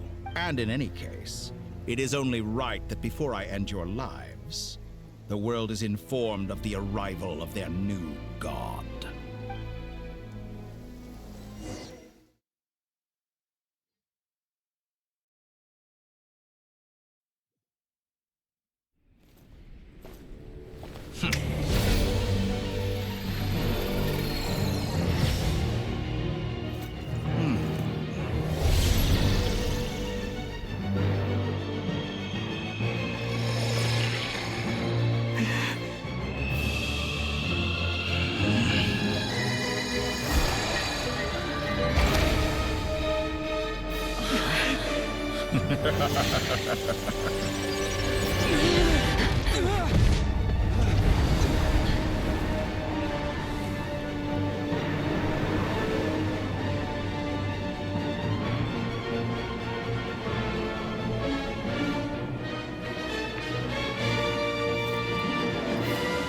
The experiment begins.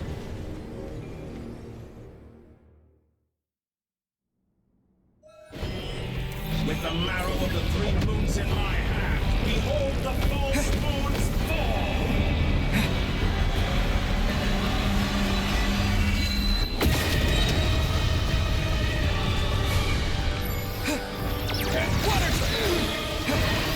With one heart in prayer.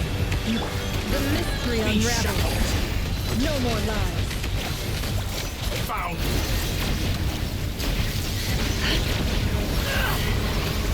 Can't hide the truth. Observe. Dull, be silent. No more lies. Intro. Horus, protect us. Me.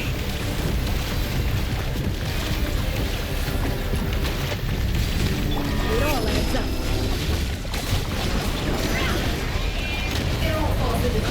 Like it. Some results. Can't hide the truth. Close your eyes. Observe. For the everlasting forest, leave this place. It all adds up. First, like an ant in my palm. Oh, I've been moved inside another space, and it's sealed off.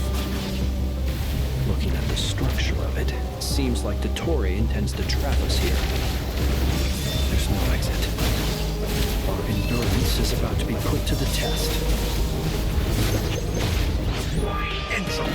Bears to me.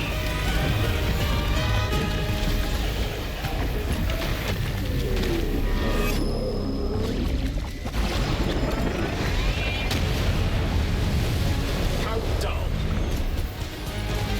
Go!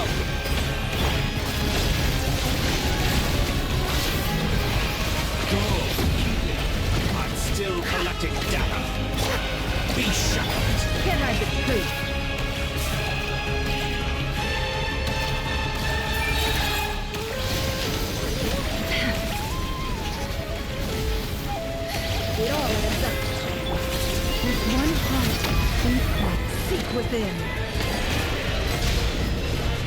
With the marrow of the 3 moons in my hand, behold the false moons fall!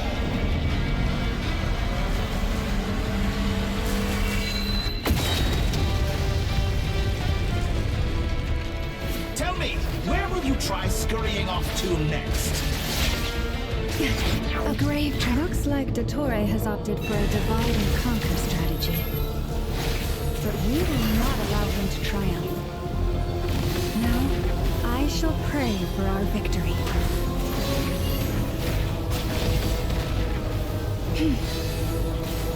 Forest? Entrant bends to me! Go!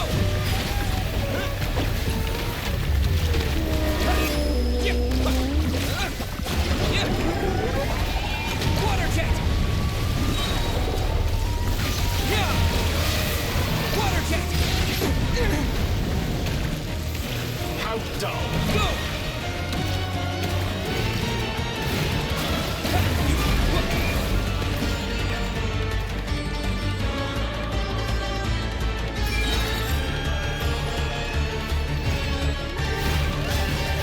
Moon's remnants.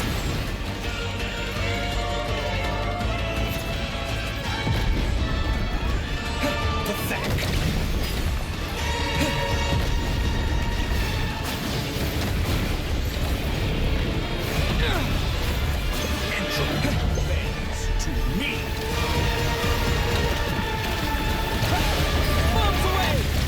The deception ends here.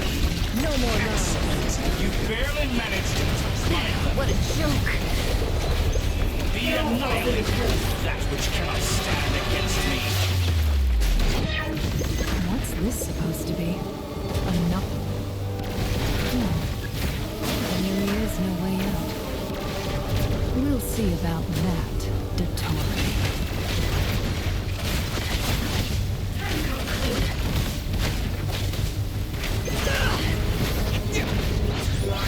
My apologies, I had not intended to take your teammates from you. But you have a choice.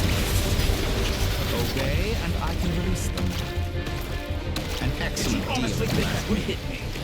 Won't you consider it?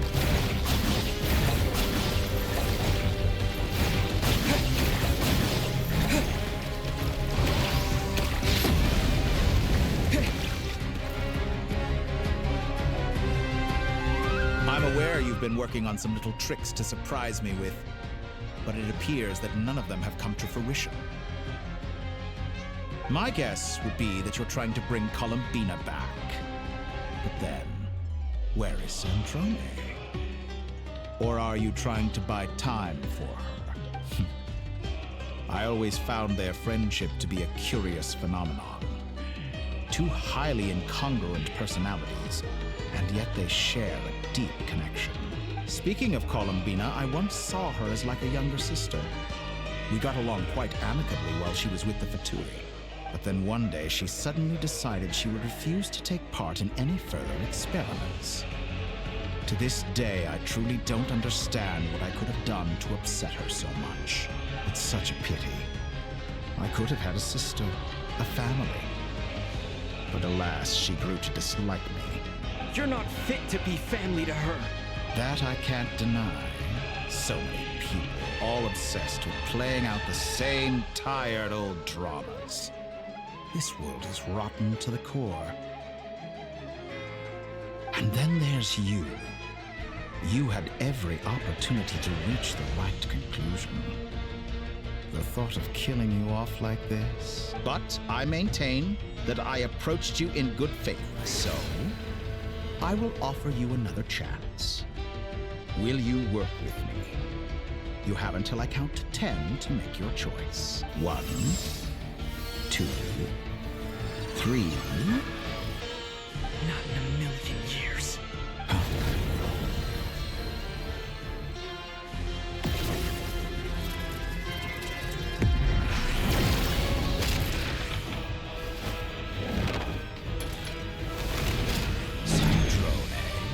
What a pleasant surprise. I didn't think you'd join us all the way up here. You're as sick and twisted as ever. Don't fool fool yourself into thinking anyone's grateful for the chances you're offering them. Sandrone? But the formula hasn't finished running yet. Funnily enough, I was just discussing a collaboration opportunity with the Traveler, and then I see you, who I must say is a good example of an opportunity gone to waste. Gone to waste? I said that everyone would get one chance, and you've used yours to march right back into the lion's den. So yes, it's an utterly wasted opportunity. And what makes you think I believe a word that comes out of your mouth? I was planning on disposing of your little formula after wrapping up more urgent business here. Since you've taken the trouble of serving it to me on a silver platter, I can simply bring it forward in the schedule.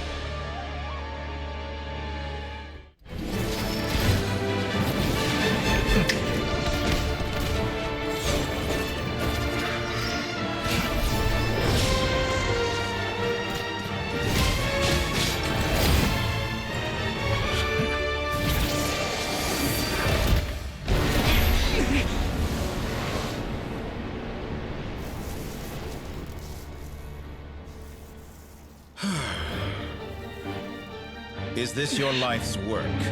This piece of trash?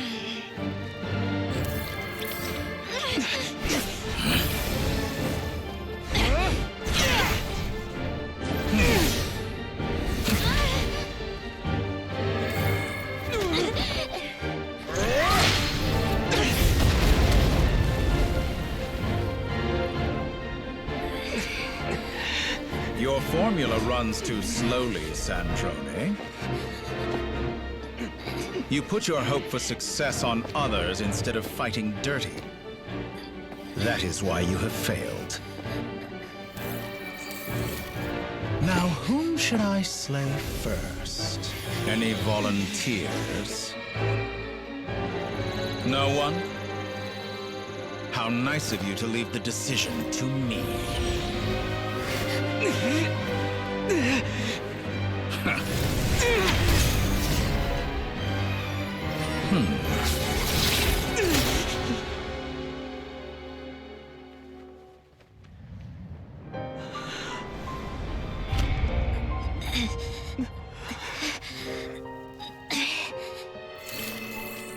Oh, how unexpected. Sandrone, any last words for me, comrade?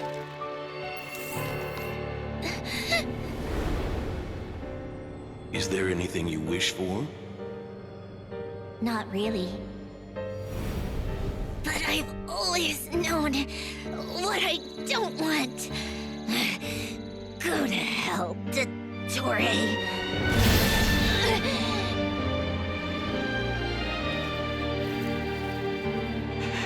No!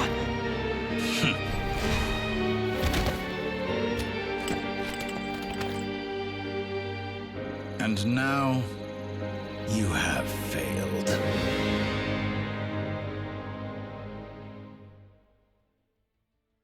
Sandrone! Now you see how fragile mechanical contraptions are.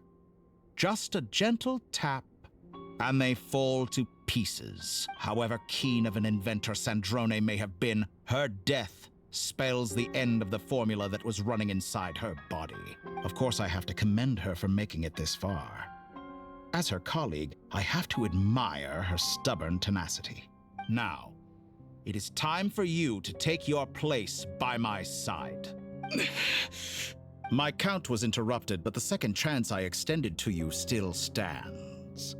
Once again, you are welcome to join me. By now, I'm sure you have gained a greater appreciation for the power and authority I wield.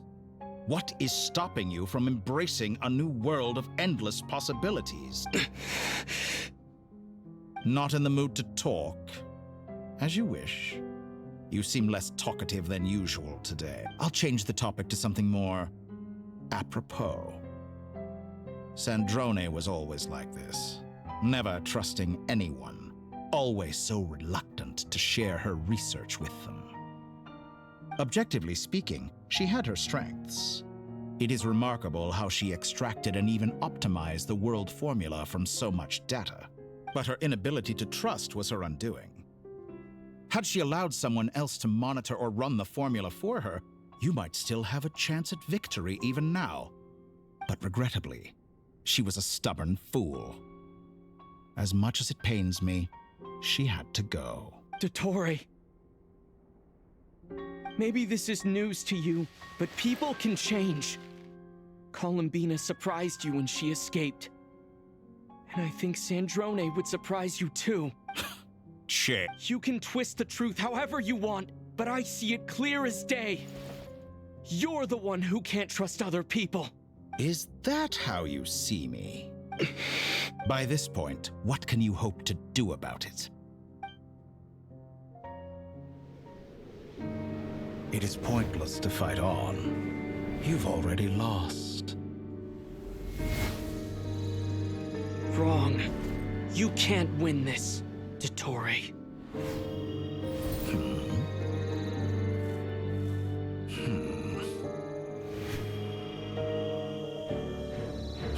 What?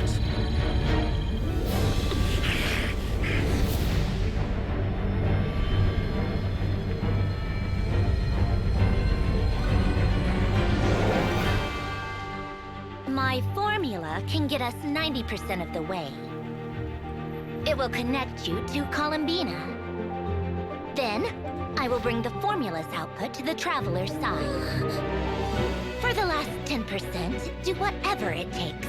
Just bring the moon down.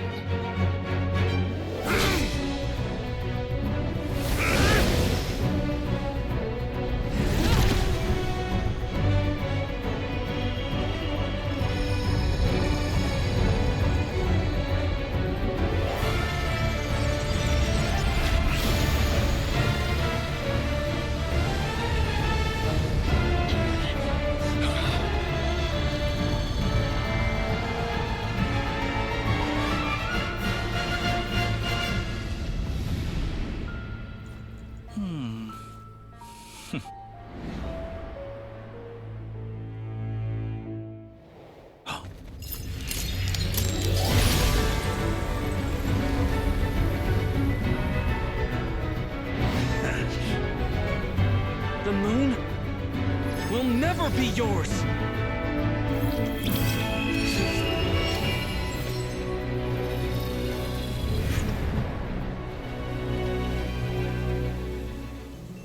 I turn my body into moonlight and pour it over Nodcry. My soul I leave here to inform my future friends. Lastly, I will hide the Trilune Authority within the Frost Moon.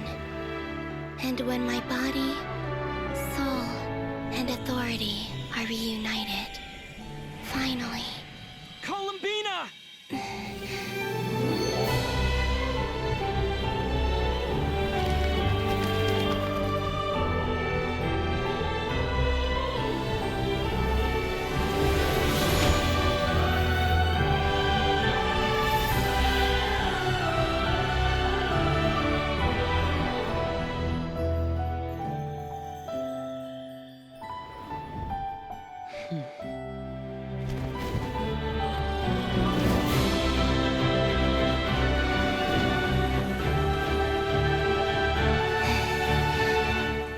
It's been too long.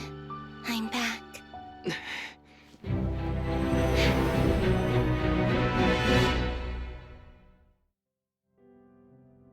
Stay focused on the battle, Traveler. What a touching reunion. Though I personally find myself repulsed by the sight of weaklings huddled together for war. Now, quite finished patting yourselves on the back. Show me how long you can struggle before you drown. Watch out, Columbina!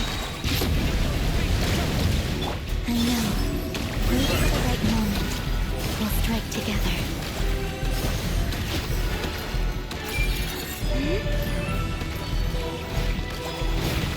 Did you honestly think that would hit me? Entropy bends to me.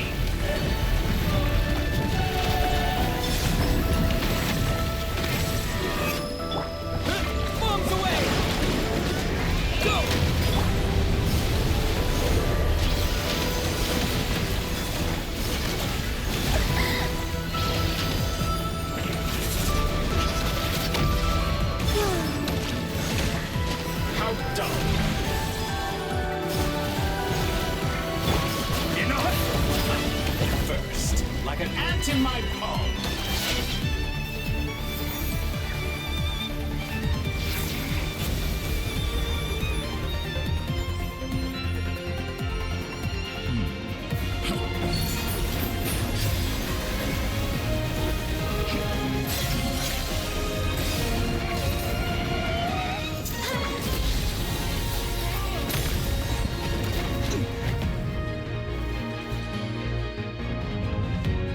I grant you the new moon's blessing.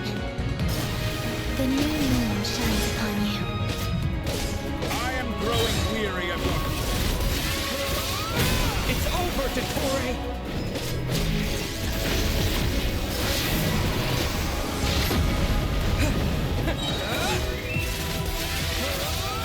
Time to pay for your heinous crimes! So close.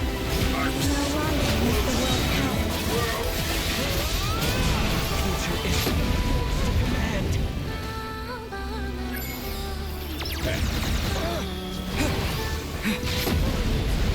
Let the moonlight dispel the darkness.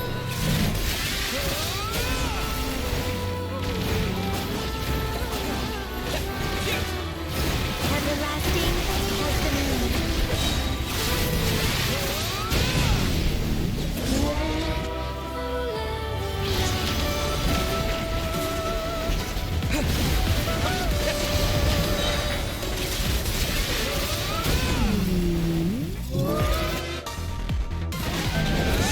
Rather wallow in this rotten, decaying world!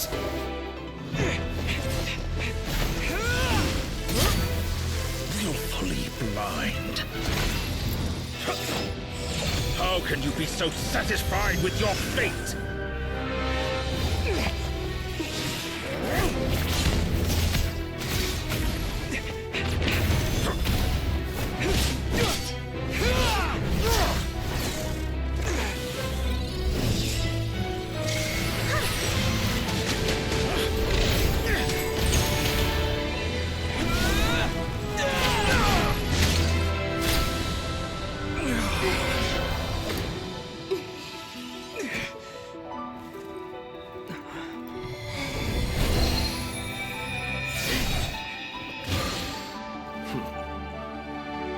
This battle was never about fate.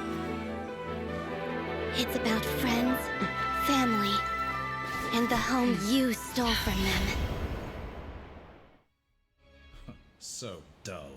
Only the weak rely on each other for comfort.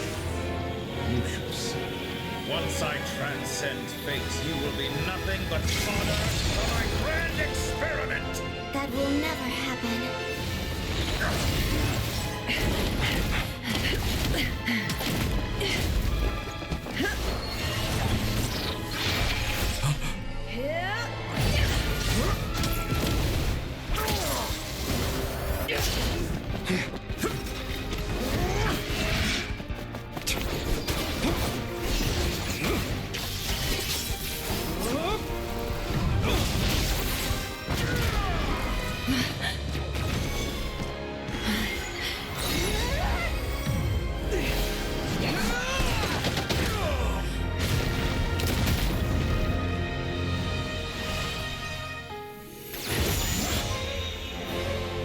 Today, the moon lights up this world once more.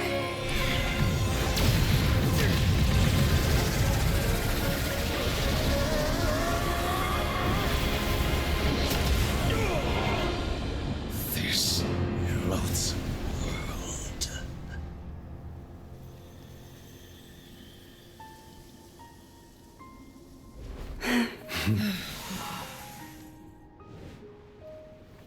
No, this world is our home.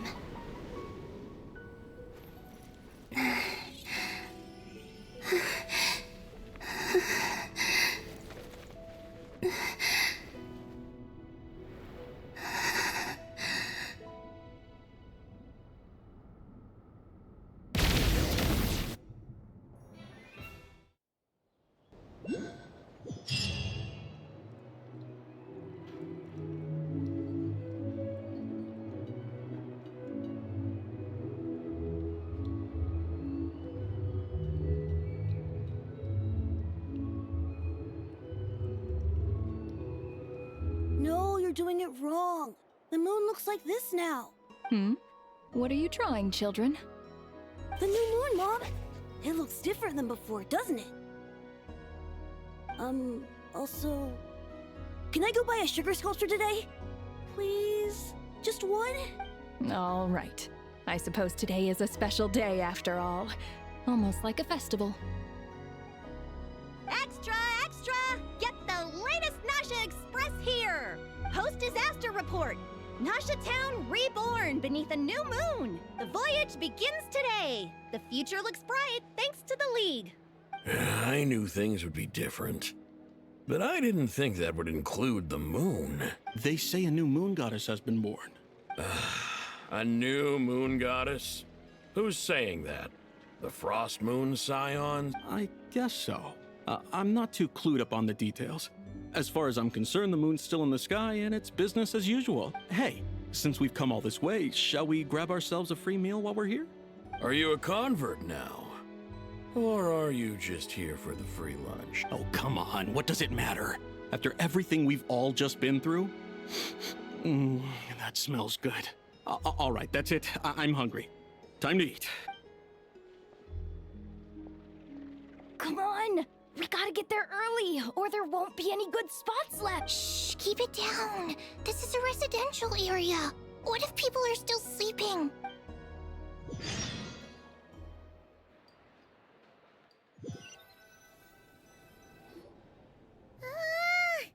Why is it so noisy outside?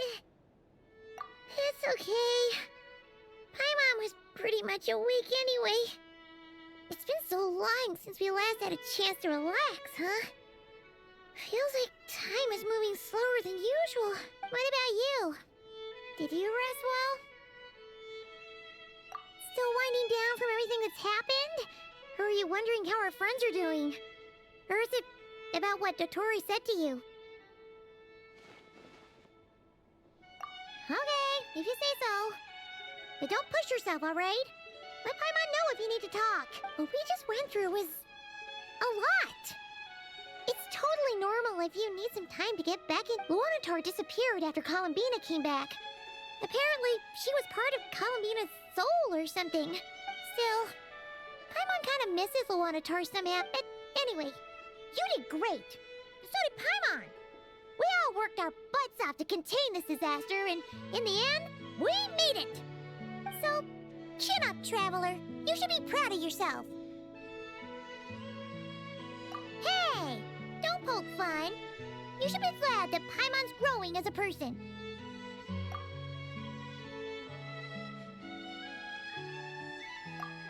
Paimon didn't think you'd mention it. You have no idea how anxious Paimon was. She was worried sick about you. Well, if you really want to show Paimon you're sorry, you're gonna need to make it up to her. You better be ready to splash out on a lavish meal.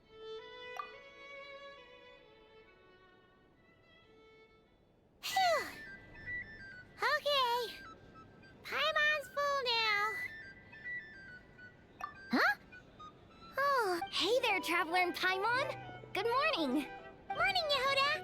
Here for some breakfast? Oh, I've already eaten. Just need some water. I was mostly worried you might forget what day it was today. So, I came over to remind you. Careful there, Paimon. Too much food will make you drowsy. Don't let anyone catch you hiding at the back and nodding off during the League meeting. Yeah, should probably be saying that to Aino. She's the baby of the group, if anyone. True. You know, I'm surprised that all these competing groups are actually coming together to try to solve things together. Definitely a first for Nod. Well, nothing like a region-wide calamity to bring people together. After that, surely even the most self-interested people have to realize that going Try telling Boss Neff that. She's not exactly convinced that people are gonna get with the program. Really? But if she's so pessimistic about it, why'd she agree to be the Curatorium's representative in the League? Probably 'cause even though unity sounds like a pretty far-fetched idea, The benefits it would bring make it worth a shot. I think things will work out, though. I swear, Nodcry feels like one big family now with everything that's happened. More than it used to, anyway. Paimon's with you on that one. And it seems like plenty of other people agree too. Just listen to the bustling streets. All right. Everyone's been rebuilding these last 2 weeks, and the evacuees have been coming back in droves. Life's slowly returning back to normal. Which means my workload's probably gonna shoot back up. Were you about to head out? There's still some time before the ceremony begins, you know. Yeah, we were gonna take a stroll around the square and say hi to some... Sounds good. See you later then.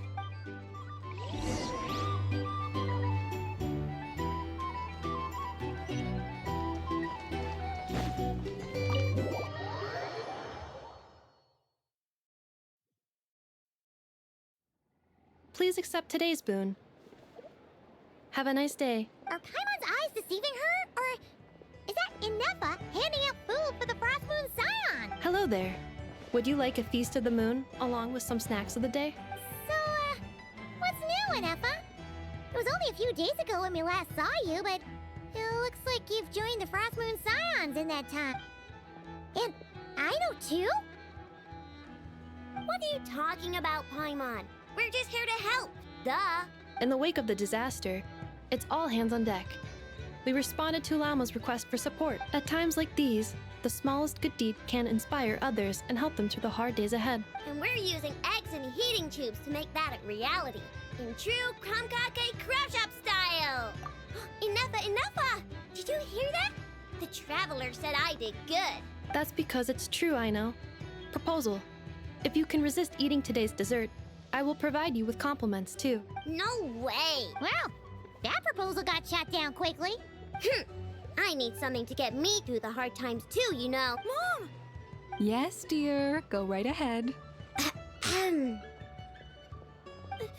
Excuse me. Could I take a photo with the robot lady? She helped us get safely out of Notcry, and she helped us get back home, too. She's the best. Of course she is! And since I'm the whiz kid who built her, that makes me even better than Beth. But you stole my snacks, though. Oops. Shall we move to the open space near the center? The view there is better. Thank you! Aren't you the better pick for this job, Flint? You underestimate yourself yet again, Master Ilua. Not at all. I rarely come by Nasha Town. I don't know any of the big shots here. All in good time. Socializing is a... But you're much further ahead on that road, aren't you? You're not seeing the full picture. You know the truth now. My friends do not understand my habits. There is no question about it.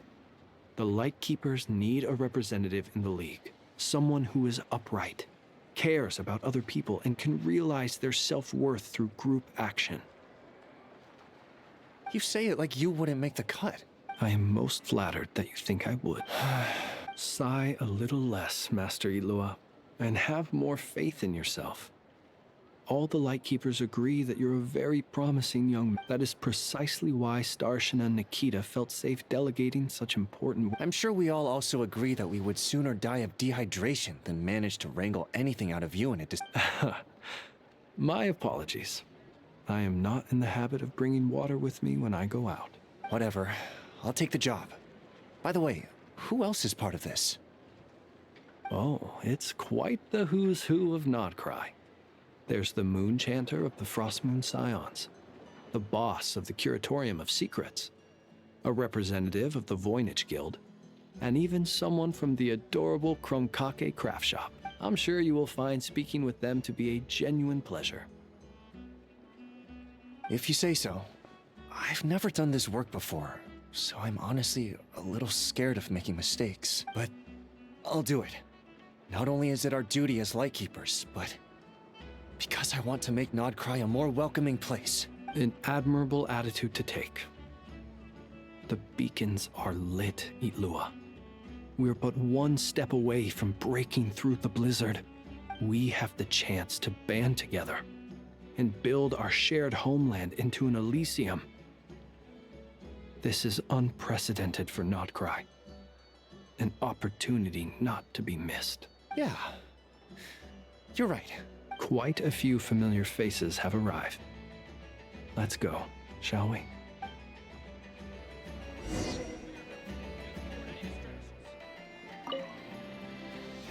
You look so cool when you fly, Miss Robot, and when you use your spear, too! And even though you took my snacks, it's pretty cool that you could build stuff like this. You've got so many inventions. It's amazing!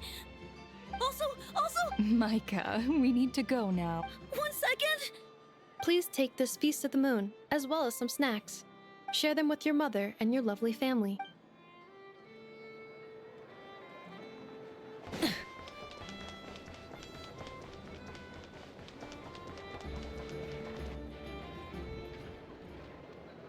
Wow! Everyone's here!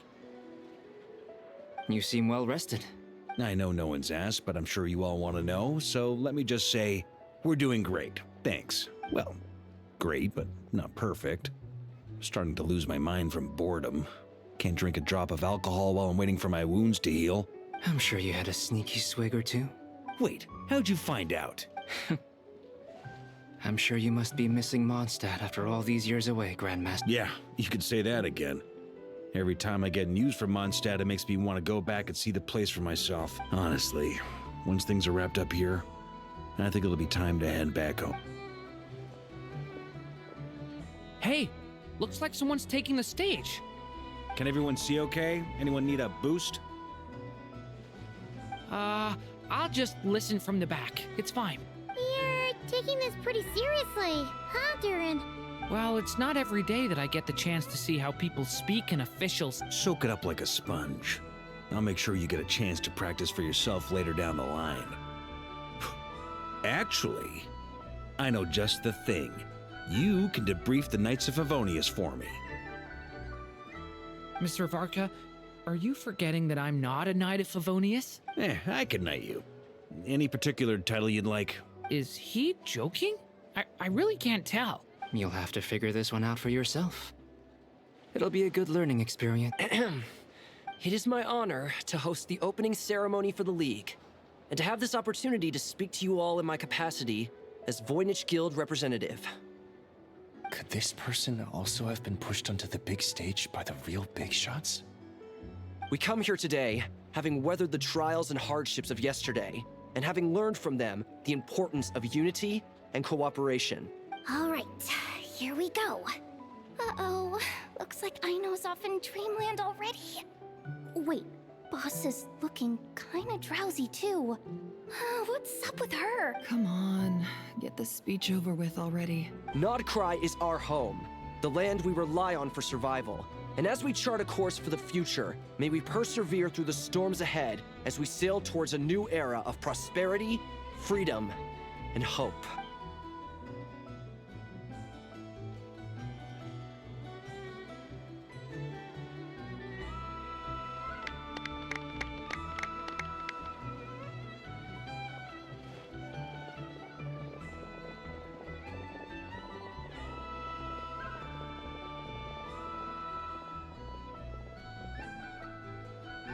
Looks like we'll have more opportunities to travel in the future. I'm sure you'll cope, Lady Moonchanter, given how fleet of foot. Unfortunately, I suspect I'll be too busy at the Curatorium to act as your host. We have a busy schedule, not to mention an international network of contacts to manage. That'll be all right. I'll just check your schedule with Yehoda well in advance. And if she's not available, I can simply ask Ashru. You... So giving my employees extra workload isn't enough for you? You're really going to drag my cat into this too? I thought you'd approve. Aren't you forever increasing your employees' workloads? That's a bold statement. Are all the Frostmoon Scions feeling more audacious now that your moon goddess has returned? Columbina's return has brought joy to all who care about her. That includes both you. As for the Frostmoon Scions, we are learning how to thrive independently.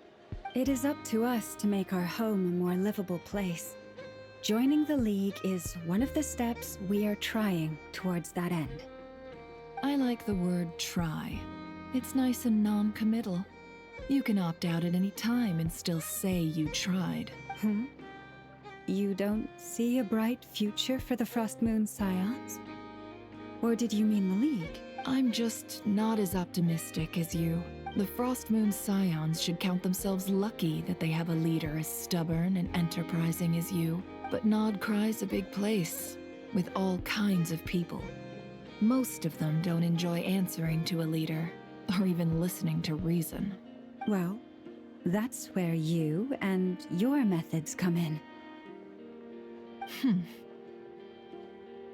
Unless the Curatorium of Secrets is only here for appearances. For now, yes. And that won't change until this venture becomes worth my while. What would make it worth your while? Getting out more than I put in. Right now, I'd barely break even, but I'll grant that it's a good start. Then maybe it's worth a try. All right, you can stop now. Or do I have to join the Frost Moon Scions before you'll get off my back? You'd be very welcome to join us. Hey, you two! Congrats on all your hard work! What are you chatting about? Nefer was trying to dissuade me from adding to her employees' workload. Also, she's considering joining the Frost Moon Scions. Sorry, what? Your conversations are always the most interesting. Would you two care to join me for some tea before heading to your next destination?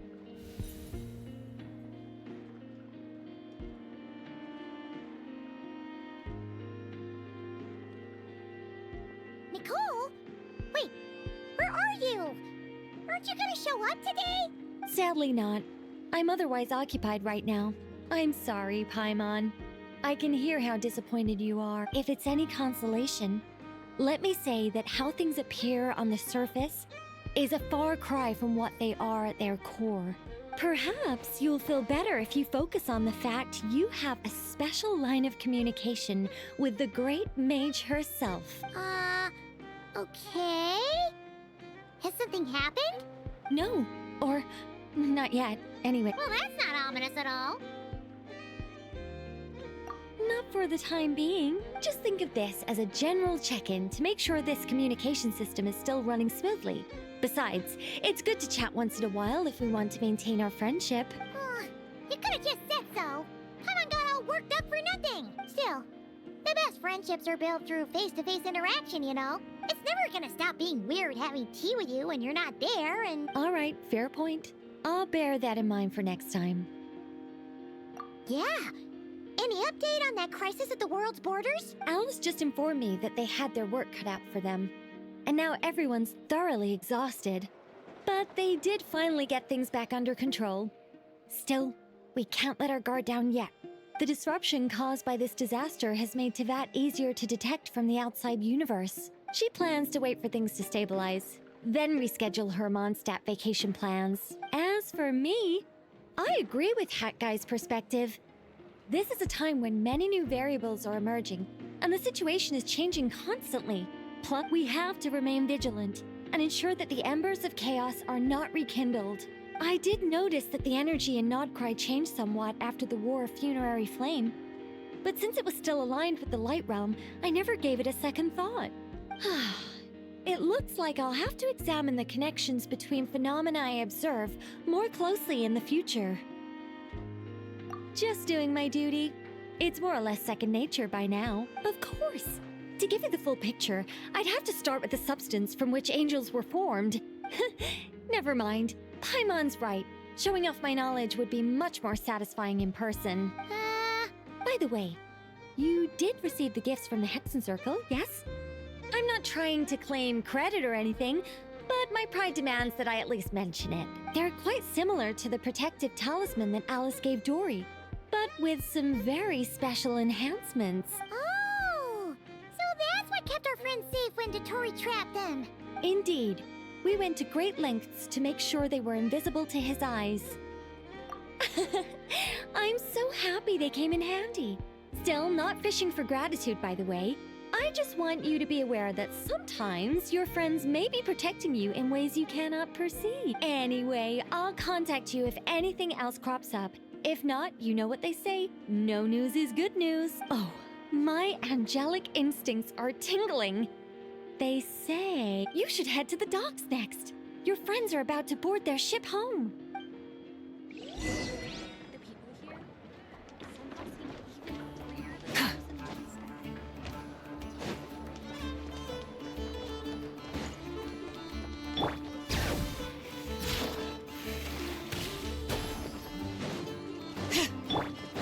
Try and stop me!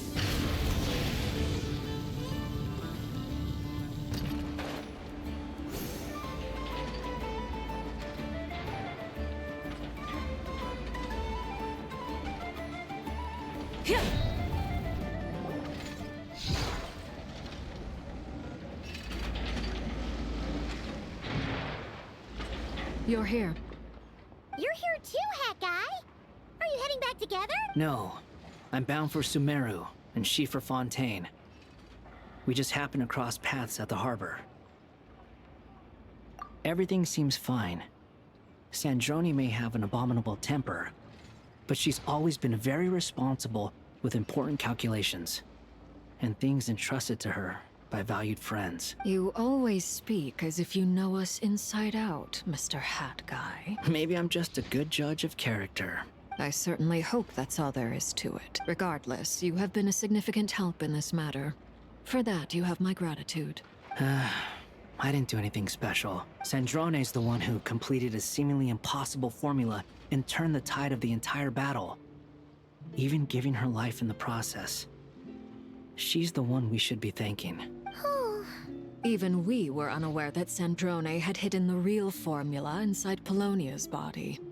She managed to fool Dottore into thinking the formula was running in her system by installing an identical-looking decoy within her. She probably realized that she didn't have the strength to stop Dottore. But this way, she could at least get him to lower his guard. She always worked like that. Always had a backup plan.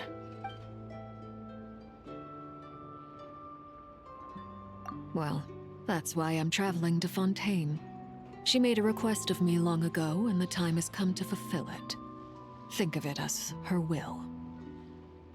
She said that should she ever fail in a mission, she'd like me to deliver her core and Polonia's to the Fontaine Research Institute. She also mentioned that she had made arrangements for people there to set her affairs, and some of her personal effects, such as her notes, were left to me. I've decided to take them back to the House of the Hearth. For safekeeping, primarily, but also as mementos, I suppose. However, there is one book among them that I'd like to leave in your care. I'll have someone deliver it to your residence at the flagship at a later date. No, I was specifically warned not to tell her. This is her last wish, and I will abide by it. I can only hope so, but none of us here can know for certain. I bade farewell to Columbina earlier today. As promised, she turned the iridescent moon's marrow over to me. She spent a long time with Sandrone's body, saying her goodbyes. Oh, is she all right? Sandrone's passing has left a great wound in all of our hearts. It will take time to heal, but Columbina surprised me. She offered me some words of comfort before I departed. Despite being grief-stricken herself, she showed an awareness of the feelings of others around her. She never used to act like this. Clearly, she has grown. And I suspect that we have you to thank for much of the change we are seeing in her. After these recent events, the Tsaritsa has revoked the Pale Star Edict. Snezhnaya now realizes that the arrest warrant for Columbina was just a ploy by Dottore, who coveted her powers. I shall return to Nodcry to see her as soon as I find the time. I hope that from now on, she too will explore more of the world. Columbina Hyposelenia's journey is only beginning. My ship is here. Traveler, Paimon, we shall meet again. You too, Hat Guy. What are you still bumming around for? Isn't Columbina waiting for you? I thought today was the day you'd agreed with her to go find out the truth about your sibling. You're afraid you won't like the truth when you see it. Well, this is new. I was starting to think that nothing could scare you. Don't say that! Wouldn't you be if you were in this situation? Fair point. But I'd say I have more experience facing up to unpleasant truths than the Traveler. They say blood's thicker than water. I know how much you need your family back. More than you need any of your friends. And I'm sure that all your real friends understand that too. No matter what the truth turns out to be, they will stick by you and support you. Whatever decision you make, finding the truth is important. But more important still is what you choose to do once you've found it. At least, that's the life lesson I've learned from my experience, grappling with the truth. What? Now that Dottoro's dead and gone? A little, I guess. But it hasn't solved everything. Maybe I regret not getting to end his life with my own hands. Or maybe it's something else. But for whatever reason, I still feel like I have a chip on my shoulder. Either way, I'm going back to Sumeru. Lesser Lord Kusanali is gonna need help dealing with all the chaos Dottori left in his wake. Not just from this incident, but everything he did in the past, too. You should continue with your journey, as you've always done. Who knows? Maybe we'll meet again someplace else. So, what should we do now? If you want to explore a bit more to steady those nerves, Paimon's game! After all, when Columbina said she knew where your ship was hidden, Paimon promised to give you two some alone time with the truth. It hasn't been all that long since we were last apart, sure, but... ain't no biggie. Paimon might be all about that food and fun, but she knows how to do right by people. Paimon's sure you'd prefer to digest the news about your sister in peace. But, no matter what you see, just know you can share it with Paimon. Of course, as long as it's not super private. If you can't make sense of something, let's give it some thought together. And even if we both can't figure it out, Paimon can at least treat you to a nice meal. Glad to hear it. Feel better now? Alrighty. Next up, time to meet with Columbina.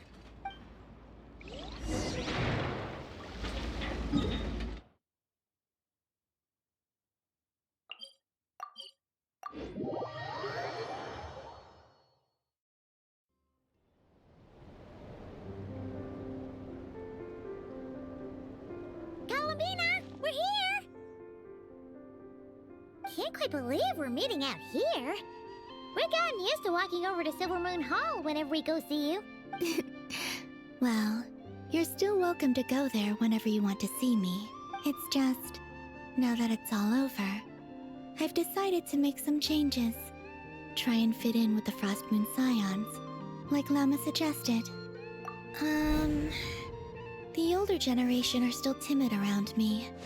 They don't dare get too close, and they bow their heads when I walk by. But things are much better with the children. I see more curiosity in their eyes. Hopefully, by the time the next Moon Prayer Night comes around, I can enjoy the festival with them as myself, without having to pretend that I'm only dressed up as the Moon Goddess. You'll do fine, Columbina. Paimon's sure they'll realize you're super nice once they get to know you better. You really think so? When we first met, you thought I was a little up in the clouds. We were just starting out then, come on! So Lama told you, huh? I'm only teasing. I know that I have you to thank for pulling me back down to solid ground. It feels good to finally stand firm on the earth where I was born.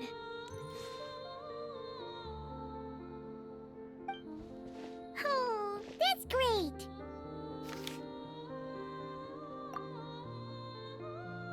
Thank you. I'll make sure not to lose it this time. Well then, are you ready? Lumine, what happened to our spaceship back then? Why did you leave? It's time to learn the truth at last. Ready as I'll ever be. Good. Then let me open the way for you.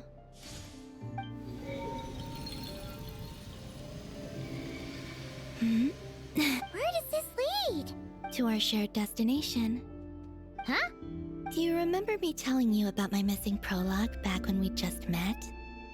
I said that my story began on the moon, but while I was inside the moon's reflection, I realized that my prologue was really hidden in the future.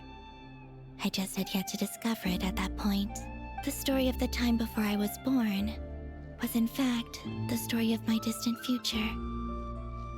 But when I obtained the Trilunar Authority and returned to our present reality, I sensed something I hadn't expected. Your prologue. So you mean? Yes, your spaceship. All this time, it has been hidden on the Frost Moon, which lay beyond the sky. The great ruler of the firmament. The heavenly principles. Wait, them? Why would they do that? I don't know. Perhaps your ship contains something that is incompatible with Teyvat. Or something that cannot be known. Oh, did I pick a bad time to say this? I know it must have been hard to work up the courage to do that. Maybe I should have waited until you were on the moon. With no... that would've been kinda mean, you know. Take me there. Oh? Whatever is hiding in that ship, it belongs to me and Lumine. Those memories belong to us. No one else has the right to decide whether I should or shouldn't know about it. Not even the heavenly principles. Very well. Then let's go. You two take care, alright? And don't forget to come back soon! Rest assured, Paimon. We will. Traveler, after you. Thinking about the story that we'll find hidden on the moon? Yes. And hoping that it has a happy ending. Stories like that don't exist, you know? You don't believe in happy endings? I don't believe in ending.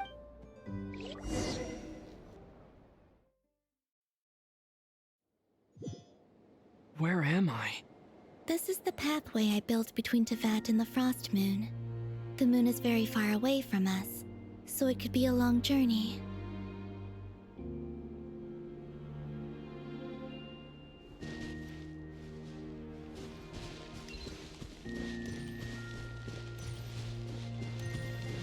After I obtained the Trilunar Authority, I unwittingly saw past events from many of my friends' lives.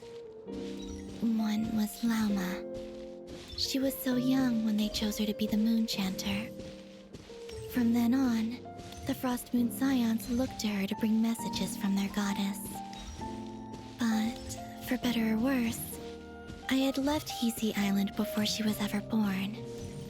It was not until much, much later that she met me. I think it's for the best. Because of the way things turned out, you had the opportunity to become friends. You're right. In that sense, I think we were both very lucky.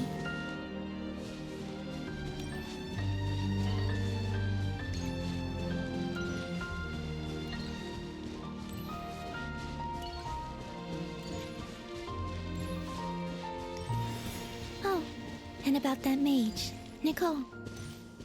I only recently learned that she has lived in Teyvat since the time of the Three Moon Sisters.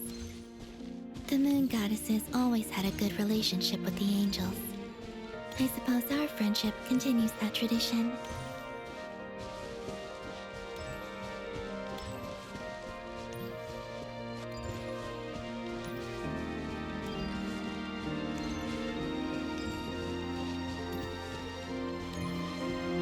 And then there's Zandrone.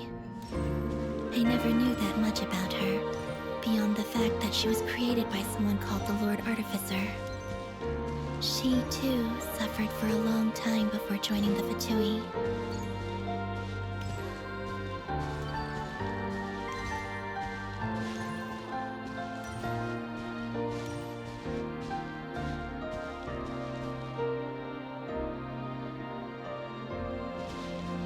How I wish I could talk to her again, even if only to hear her say nasty things to me.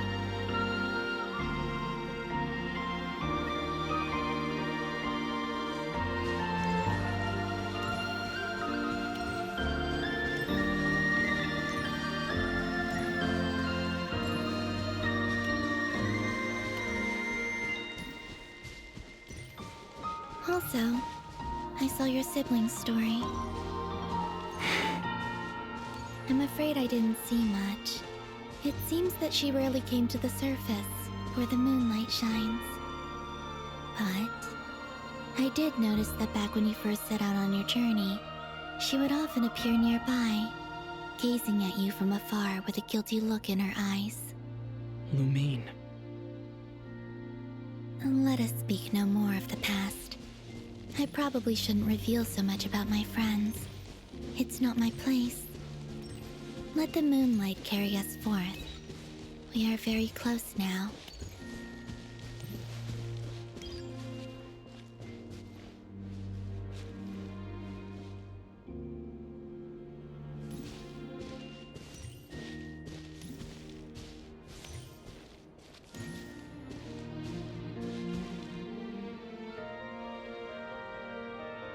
After this, I'd like to bring some kuhenki to the moon as well.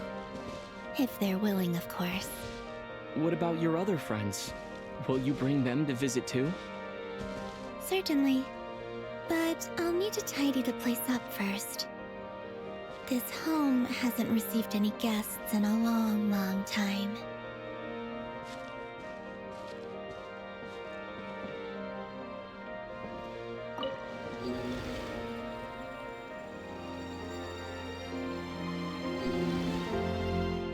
I remember writing something similar with you on Moon Prayer Night. I believe it was called... Dodoko's Whirligig. Yes, that was it. You asked me if I was afraid to return to the moon, and I said that I was. The idea that I had gained something precious, only to lose it so quickly. That frightened me. But I'm not afraid anymore. Besides, this time, we're traveling together.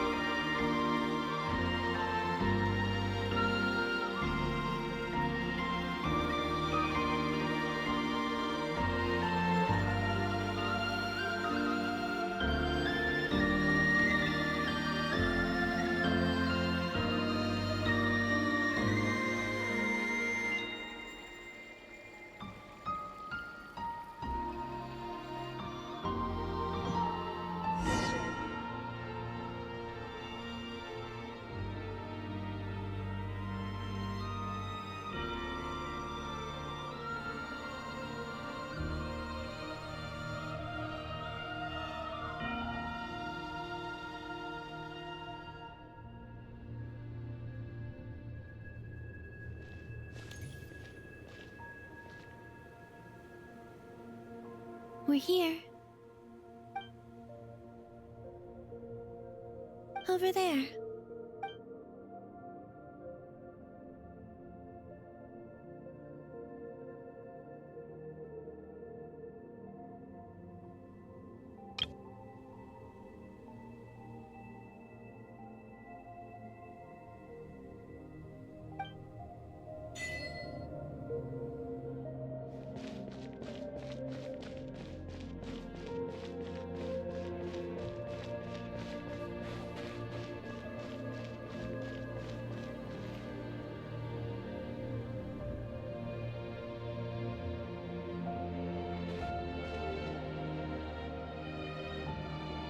Our spaceship. It's huge.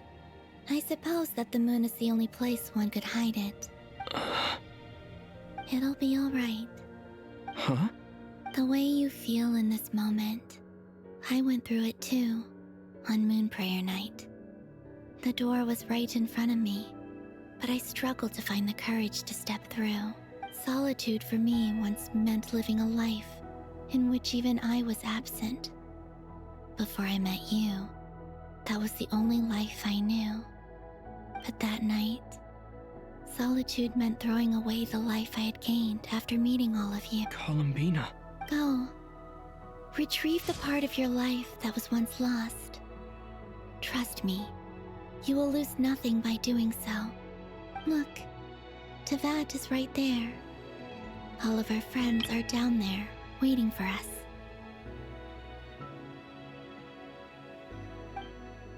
You're right. Thanks, Columbina.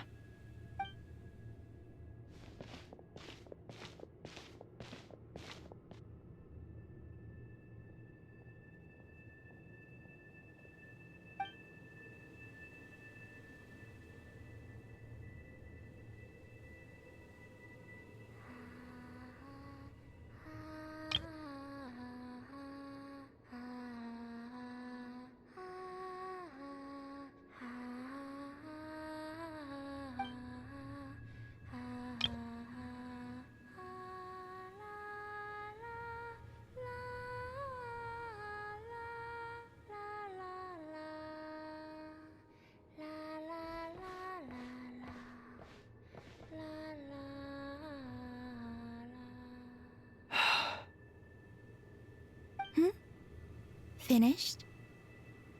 Yeah. Why did you take your eye mask off? Well, since my return, I've decided to take more opportunities to see the world with my own eyes. Besides, I've always wondered how Teyvat looks from the moon.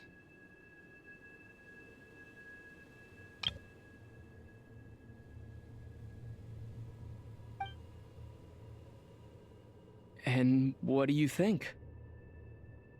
It's beautiful. I could spend a whole day here just gazing at it. What about you?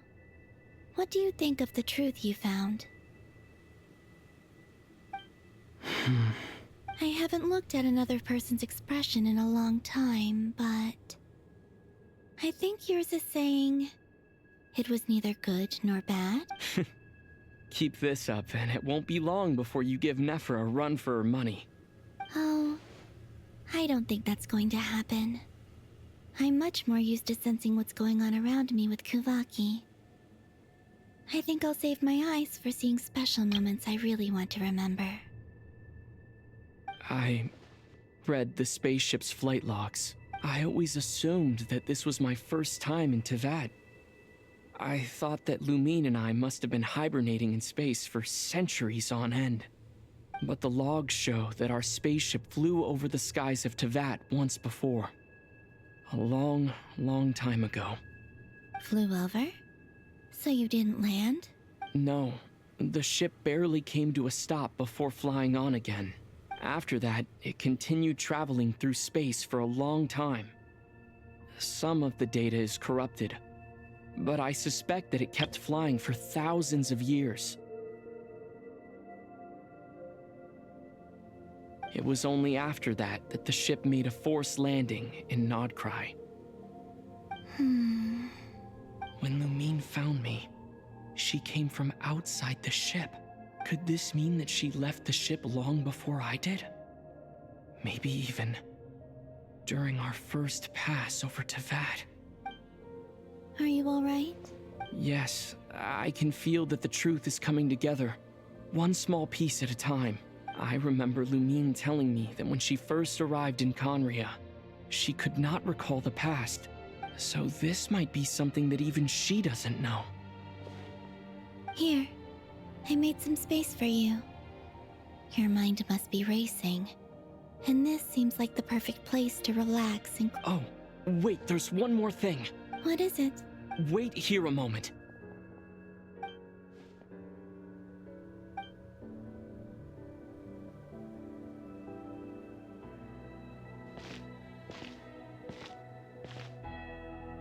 Hey, Columbina.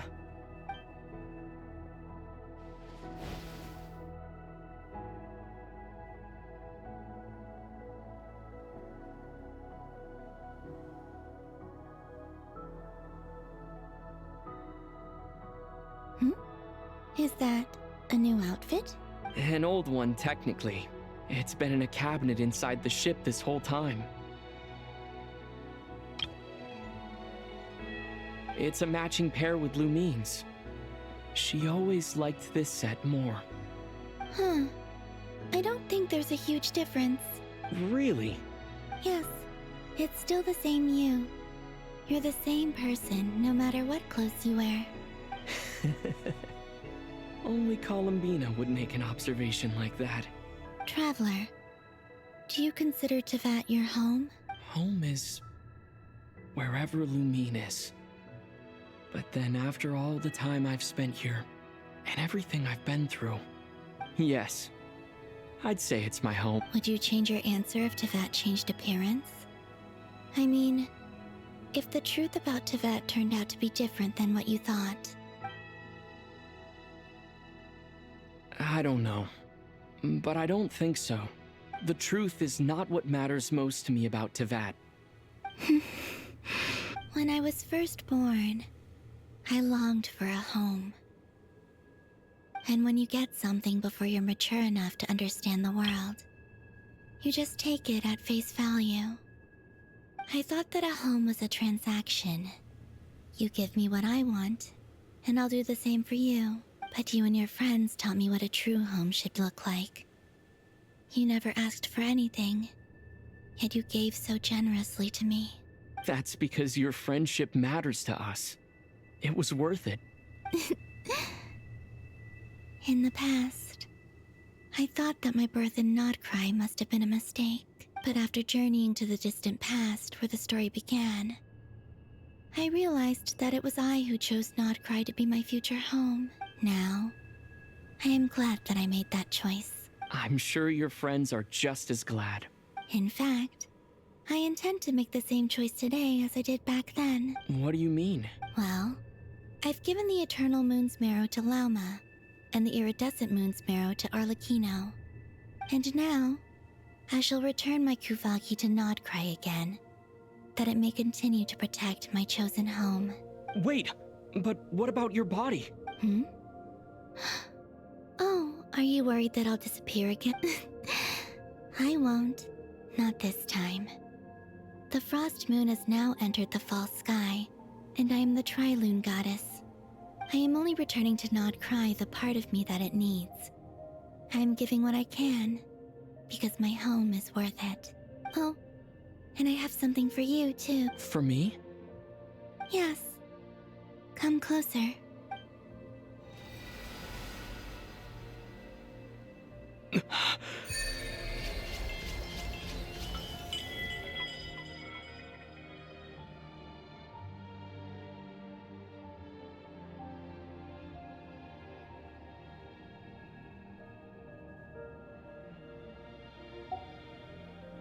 What was that?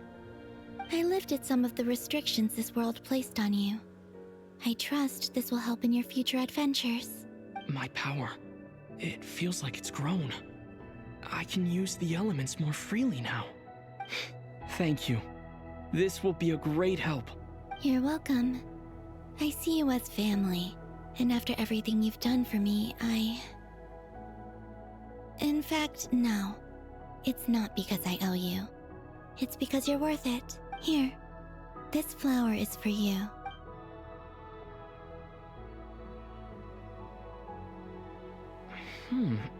Isn't this a moon prayer blossom? Yes. Don't worry. You will never see these flowers lose their color again. I'm finally discovering the joy of giving. How I wish I'd learned this sooner. Hey, better late than never. What are you thinking about now? Why don't you take a guess? You get... I don't think I'll get it in one guess. But I'm sure it's a happy thought. That's kind of a sneaky answer. I can't say you got it wrong. Down in Teyvat, the moon seems so far away. I felt it might always lie beyond my reach. But on the moon, everything feels so close by. The haze that once enshrouded the skies has finally been dispersed. I feel like a traveler on a winter's night, starting a new chapter in my tale by the warmth of a bonfire. I don't have a lot of luggage, but I do have a lot of hope for the future. Well, what's next?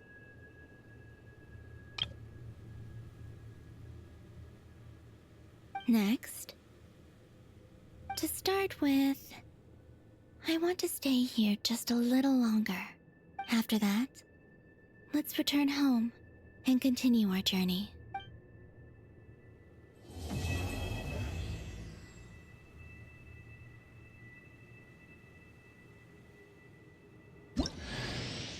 These clothes bring back so many memories.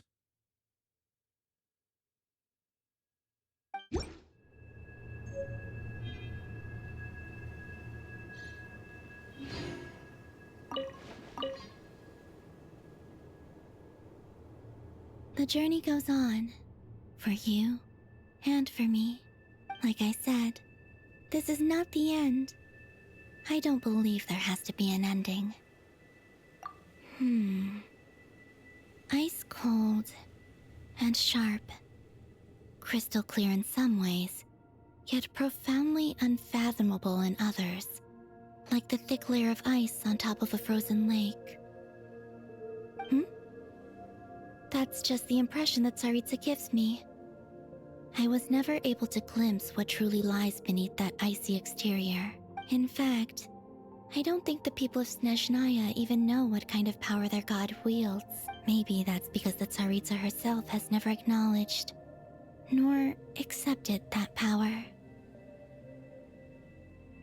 Once things settle down in Notcry, I'd like to explore the world beyond Snezhnaya.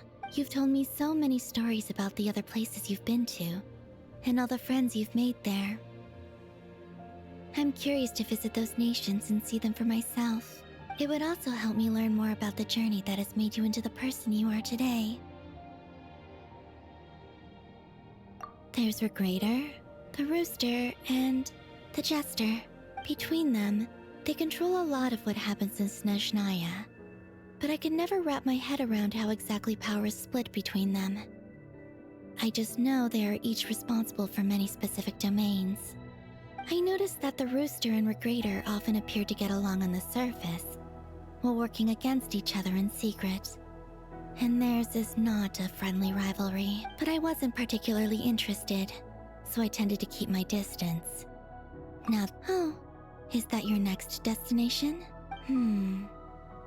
Most people would probably tell you to pack some warm clothes, but I experience things differently than most people, so I can't know how cold it is. In fact, it is home to quite a wondrous heat source. I think they call it Kreshnik's torch. Every city in Snezhnaya is built around one of those. I sensed the energy it gave off as I was passing by on a railway train. It felt grand and distant. I also recommend the Korolievsky troupe in Snezhnograd. They give performances quite regularly, and entry was free for Harbingers. I liked them a lot. Okay. As you continue on your journey, don't forget to gaze up at the moon once in a while. It is, after all, no longer an illusion. It shall cast down its true moonlight, connecting us in truth.